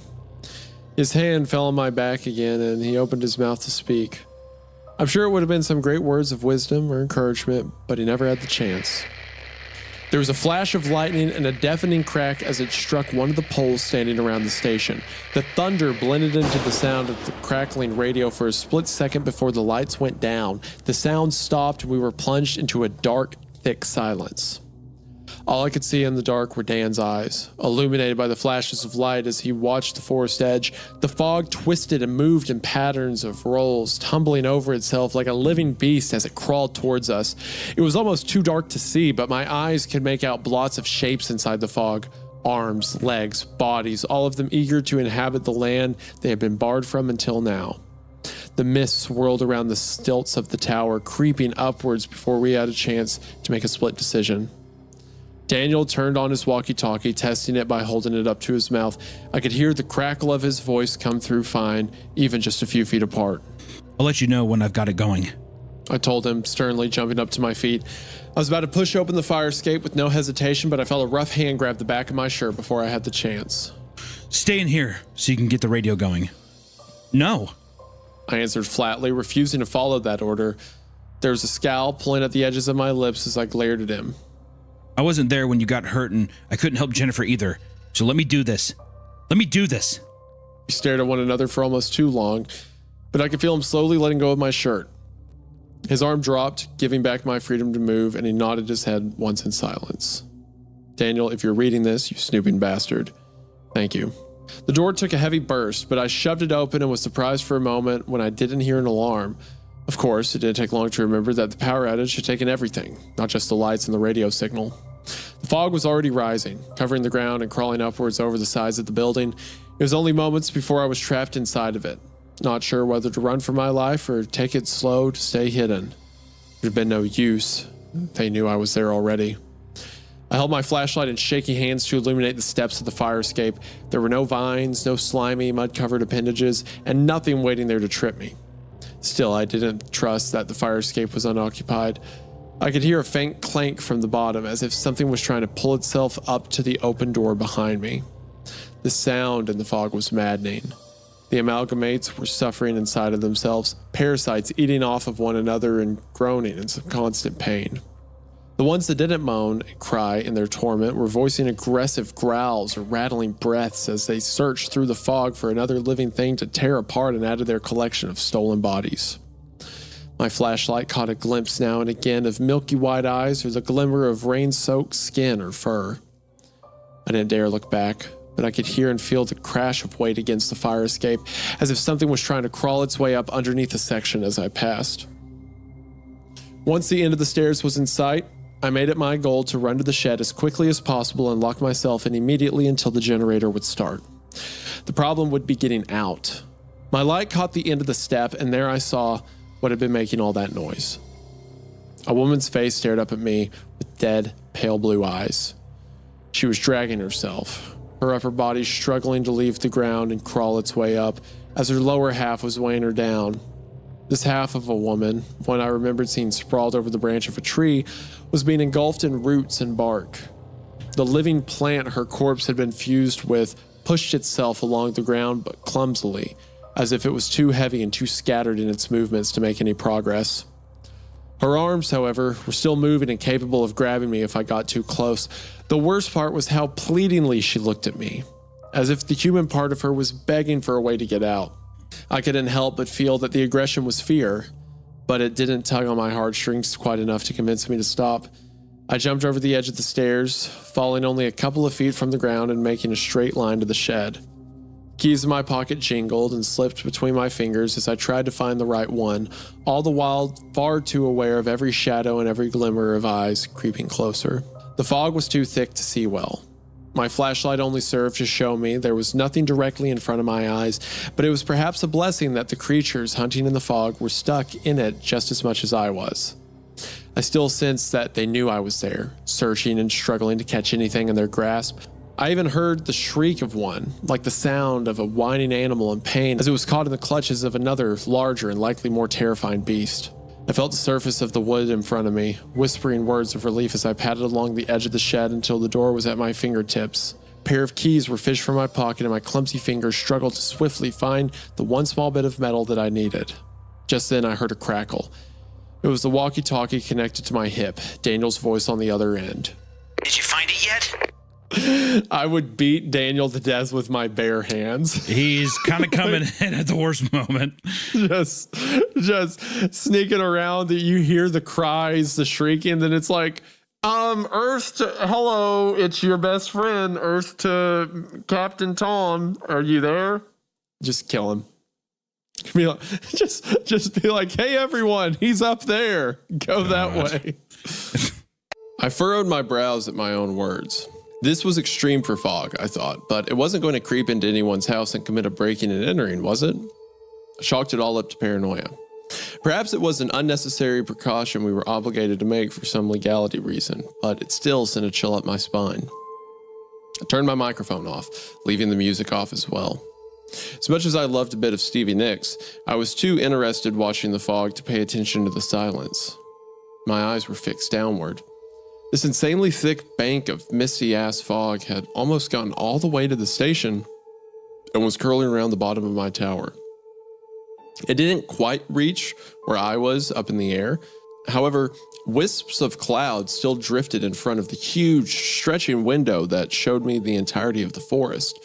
I could see just how far this fog went. It must have gone pretty damn far because it was just about the only thing I could see aside from the tops of a few of the tallest pine trees. And those tall pine trees were moving. I thought it was an illusion at first, brought on by the churning waves of fog beneath, but I was wrong about that. The trees that I could see were shaking, moving from side to side briefly and one at a time. It was almost violent, as if they were being pushed. The most ridiculous thought popped into my head as I realized what it looked like. It looked like something was on its way towards me, crashing through the forest and hitting the trees as it went. The motions were serpentine. I watched one tree shake, then another to its right, then another to that tree's left. All the while it came closer. I watched all of this with more curiosity than anything else. Judging by the speed, I was about ready to panic at any moment when I suddenly heard something that startled me even more. It was an unfamiliar sound. The phone rang. I ran to the desk and picked up the phone quickly, all the while my eyes continued to stare out the window. Hello? It was my boss on the other end. He sounded furious. I could almost hear the spit flying from his mouth with each word. Turn the radio back on now! Sir, there's a fog emergency. I didn't think... I know! Now turn the radio back on! He hung up the phone before I had a chance to ask questions, but it's a good thing I didn't get that time. I glanced upwards, eyes fixed out the window to see that the fog was growing higher and higher. The treetops had all completely disappeared and the window was nearly covered completely. I swore in that moment I saw something in the murky gray mass slowly pulsing on the other side of the glass. A shape. It was a dark, moving shape that was too concealed within the mist to give any semblance of detail. I didn't wait around to see what happened next. I followed my boss's orders, slammed my ass back into my chair, shoved my headset back over my ears, and turned up the music again. Within moments, the signal was live once more, and Some Bit by the Eagles was playing through my speakers and every radio in town as well. I breathed a sigh of relief. What was I so relieved about? As far as I knew, nothing was on the line just because I had forgotten to turn the music back up, other than perhaps my job. There was still a sense of discomfort, however, as I turned my eyes back up to the window. The fog was still there, but it was creeping further and further down back into the woods. In moments, it had sank beneath the bottom of the window and out of sight. The pine trees came back into view, and then, before my very eyes, I watched the horizon appear as the bank of fog slowly dissipated and moved on through. Strangely, I got the same feeling that I was looking at something solid and organic again. Well, the fog stopped after that. I didn't have to make another emergency broadcast, and it's been 2 weeks since. Now, things are just a normal level of weird. I get a strange call now and then, usually someone from the town I don't recognize saying some gibberish message I can't understand, or now and then a song in my music lineup begins to play backwards. Once or twice, I swear I've heard someone talking in the room even with headphones on, but it's a muffled blur noise. Yesterday, I saw a bird perch on the edge of the window staring at me, and I swear it has human-like eyes. But unless there's some weirdo out there crossing bird DNA with human genetics, it's probably just me being overly paranoid. I think that happens when you've been alone for a really long time. I have a lot more to talk about, and I'm sure in the following days and weeks, I'll have more stories and things to write down that might be of interest. But honestly, right now, my butt is starting to hurt something awful from sitting on this cold floor next to the bathroom. The 20-minute music block is almost over, and I'll have to go through the local news. Maybe if you're driving through looking for a place to stop, you might hear me. Oh, and if you are, don't bother with the rest stop. The plumbing is still broken and their coffee tastes like gasoline. It probably is gasoline. This is Evelyn from 104.6 FM. Have a safe night, and be careful out there. End of part one. That was fun. End of part one. Yeah, I like it. It's a good vibe. I really love the whole Firewatch Tower aesthetic in any story. Yeah, I was going to say that too. Very cool, very alien setting. It's always like a fun. It has the same kind of idea of like a lighthouse or something. Yeah. Because obviously it feels like Evelyn is up there to keep an eye out for something, but then also for some reason the frequency. I don't know if it's just the music or if it's the frequencies of the actual radio station is like keeping something at bay, because the fog crept all the way up to her windows, like 50 feet in the air. And then as soon as she started playing it, it started to dissipate back down, which is obvious that it's like, oh yeah, the tower is fending something off. But there's also the angle that I like a lot of human isolation. Like your mind starts playing trick. I mean, can you imagine being out like isolated like that 24/7? I mean, that's a prison sentence. It's insane. Yeah. Yeah. So the idea and of you're seeing constantly surrounded by like the visual of trees everywhere, like how Yeah. isolated you are. Yeah. Yeah. So I mean, the idea of like, because there's been some times of like I've worked a long time, haven't talked with anybody, and either one, when you're really tired or something, you like hear or see something. But even this idea of like a bird coming in and there's like human eyes there on the bird of like, wait, did I just actually see that? Your mind playing weird tricks with you. I think that's gonna be a really fun thing as we start diving through the next like 8 parts of this story. So Yeah. well, Yeah, I'm shall we move on to part 2? Let's move on to part 2. I'll start this off in the most direct way possible. I'm not who you think I am. I work at the radio station perched in the air looking over a forest-covered mountain range. It's an absolutely bizarre place. I've seen animals with human features, some eldritch abomination living in a fog bank, and even went partially deaf due to a phone call. On top of all that, my coworker Evelyn McKinnon just became a murder suspect. Oh, interesting. Daniel here. That's cool. It's cool that switched to Daniel's perspective. It's interesting. That being said, I hate that I am now speaking for Daniel. I'm speaking in Daniel's tongue. That's unspeakable to me. She didn't do it. There's no way she could have done it. And I think everyone in this tiny, superstitious town knows that. I may not have been here long, but I've been here long enough to know that when something strange happens, people know when to turn their heads and ignore it. The death of a well-respected couple and a promising college graduate gets people just a little bit riled up, however. If you've read her post, you probably already know who I am. My name's Daniel Esperanza. I'm a part-timer at the radio station, and right now, I'm taking over Evelyn's full-time position until she gets back from a drive into town. She's not arrested. At least, I don't think she's arrested. The police came by to ask a few things, which is understandable considering how our tower is less than a mile from the scene. Some things happened, and they took her into town. I haven't heard from her since. I'm sure you're all wondering a couple of things. First, how did I log into her account? And also, why would I ever choose to work at this backwoods piece of garbage on stilts? The second is a story for another time, but the first one's simple. I called in an anonymous tip to the police last night after I left. It was Evelyn's idea, seeing as there's no way they wouldn't be able to trace the radio tower and I'd have an easier time finding a public phone than she would. But after the police promised to stop by the woods and confirm what we had found, I stopped in to see that Evelyn had packed up her laptop and was giving it to me for safekeeping, she said. Wait, why didn't they just call and say, hey, we found a body? Well, I think that they're explaining that. Okay, all right. She told me that this online document she's been keeping wasn't supposed to be found. It was a good idea to get it far away from her just in case they had any questions. So I have her laptop. She was still logged in and well, I guess I've got a story worth telling too. Okay, no, they didn't explain that. So why? I feel like Evelyn's hiding something. She could be. There's some reason she didn't want to call the police. I don't know. It was early, about 7 o'clock in the morning, when I called the anonymous tip and then rushed back to the radio station to warn Evelyn that there might be visitors.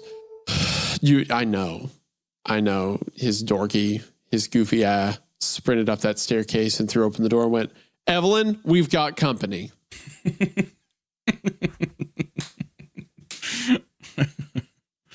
Evelyn, you're going to want to see this. He's been... Like she's trying to do the broadcast. He spends all day walking up to the window where the bird is and then turning to her and going, it's right behind me, isn't it? And then he walks over and he eats snacks. And then 5 minutes later, it's right behind me, isn't it? Ah, jeez Louise. The drive there is daunting. This town sits nestled so tightly between a range of mountains on all sides that you'd swear it was donut shaped, with the townspeople all stuffed in the center. It's a winding, swirling, hazardous path to get out of here, which is why people rarely come and no one ever seems to go. As I followed the path to the edge of the woods, the ground became steeper as I went. There's a natural feeling of heaviness that just sits on top of you as you look up into the trees. The way the mountains raise, it looks like the trees grow miles high, but it's just an illusion created by the thickness of the forest. It's suffocating, and really no wonder why people seem to get lost so often. Like looking up at a giant sitting at the bottom of the mountains can make even the strongest humans feel small, puny, insignificant. Thankfully, I'm nowhere near the strongest humans, so feeling insignificant is less of a steep drop for me. I understand this isn't the time for self-depreciating jokes, though. Evelyn wasn't on edge when I arrived at the station, though she was surprised to see me. I found her where she usually is, sitting in the chair behind the console, staring off into space. I don't think she goes into the details too much, but anyone who believes she spends her days buzzing around and keeping busy is a bit mistaken. In the week that I've known her, Evelyn spends an almost worrying amount of time in silence, looking tired and even sick. Every day, she looks more and more like the poster child for anemia. When she's not screaming at a bird or answering creepy phone calls, she spends the rest of her day seeming miserable with a few short intervals of pretending to laugh at my jokes. I know she's faking it, as to not disappoint me. I want to tell her that she doesn't have to try so hard. I told her that I called in the tip, and she already seemed prepared. She gave me her laptop and charger, all packed up in a case, and told me to put it in my car. It was then I was noticing the edge I hadn't seen before. She was expressing her anxiety in silence, eyes avoiding mine and her arms staying close to her sides or crossed over her chest whenever possible. I studied theater, trust me. I know the telltale signs of someone who isn't feeling very confident. Of course he studied theater. Of course he's a theater kid. Yeah, that is that made me turn on Dan a bit. I hate that too.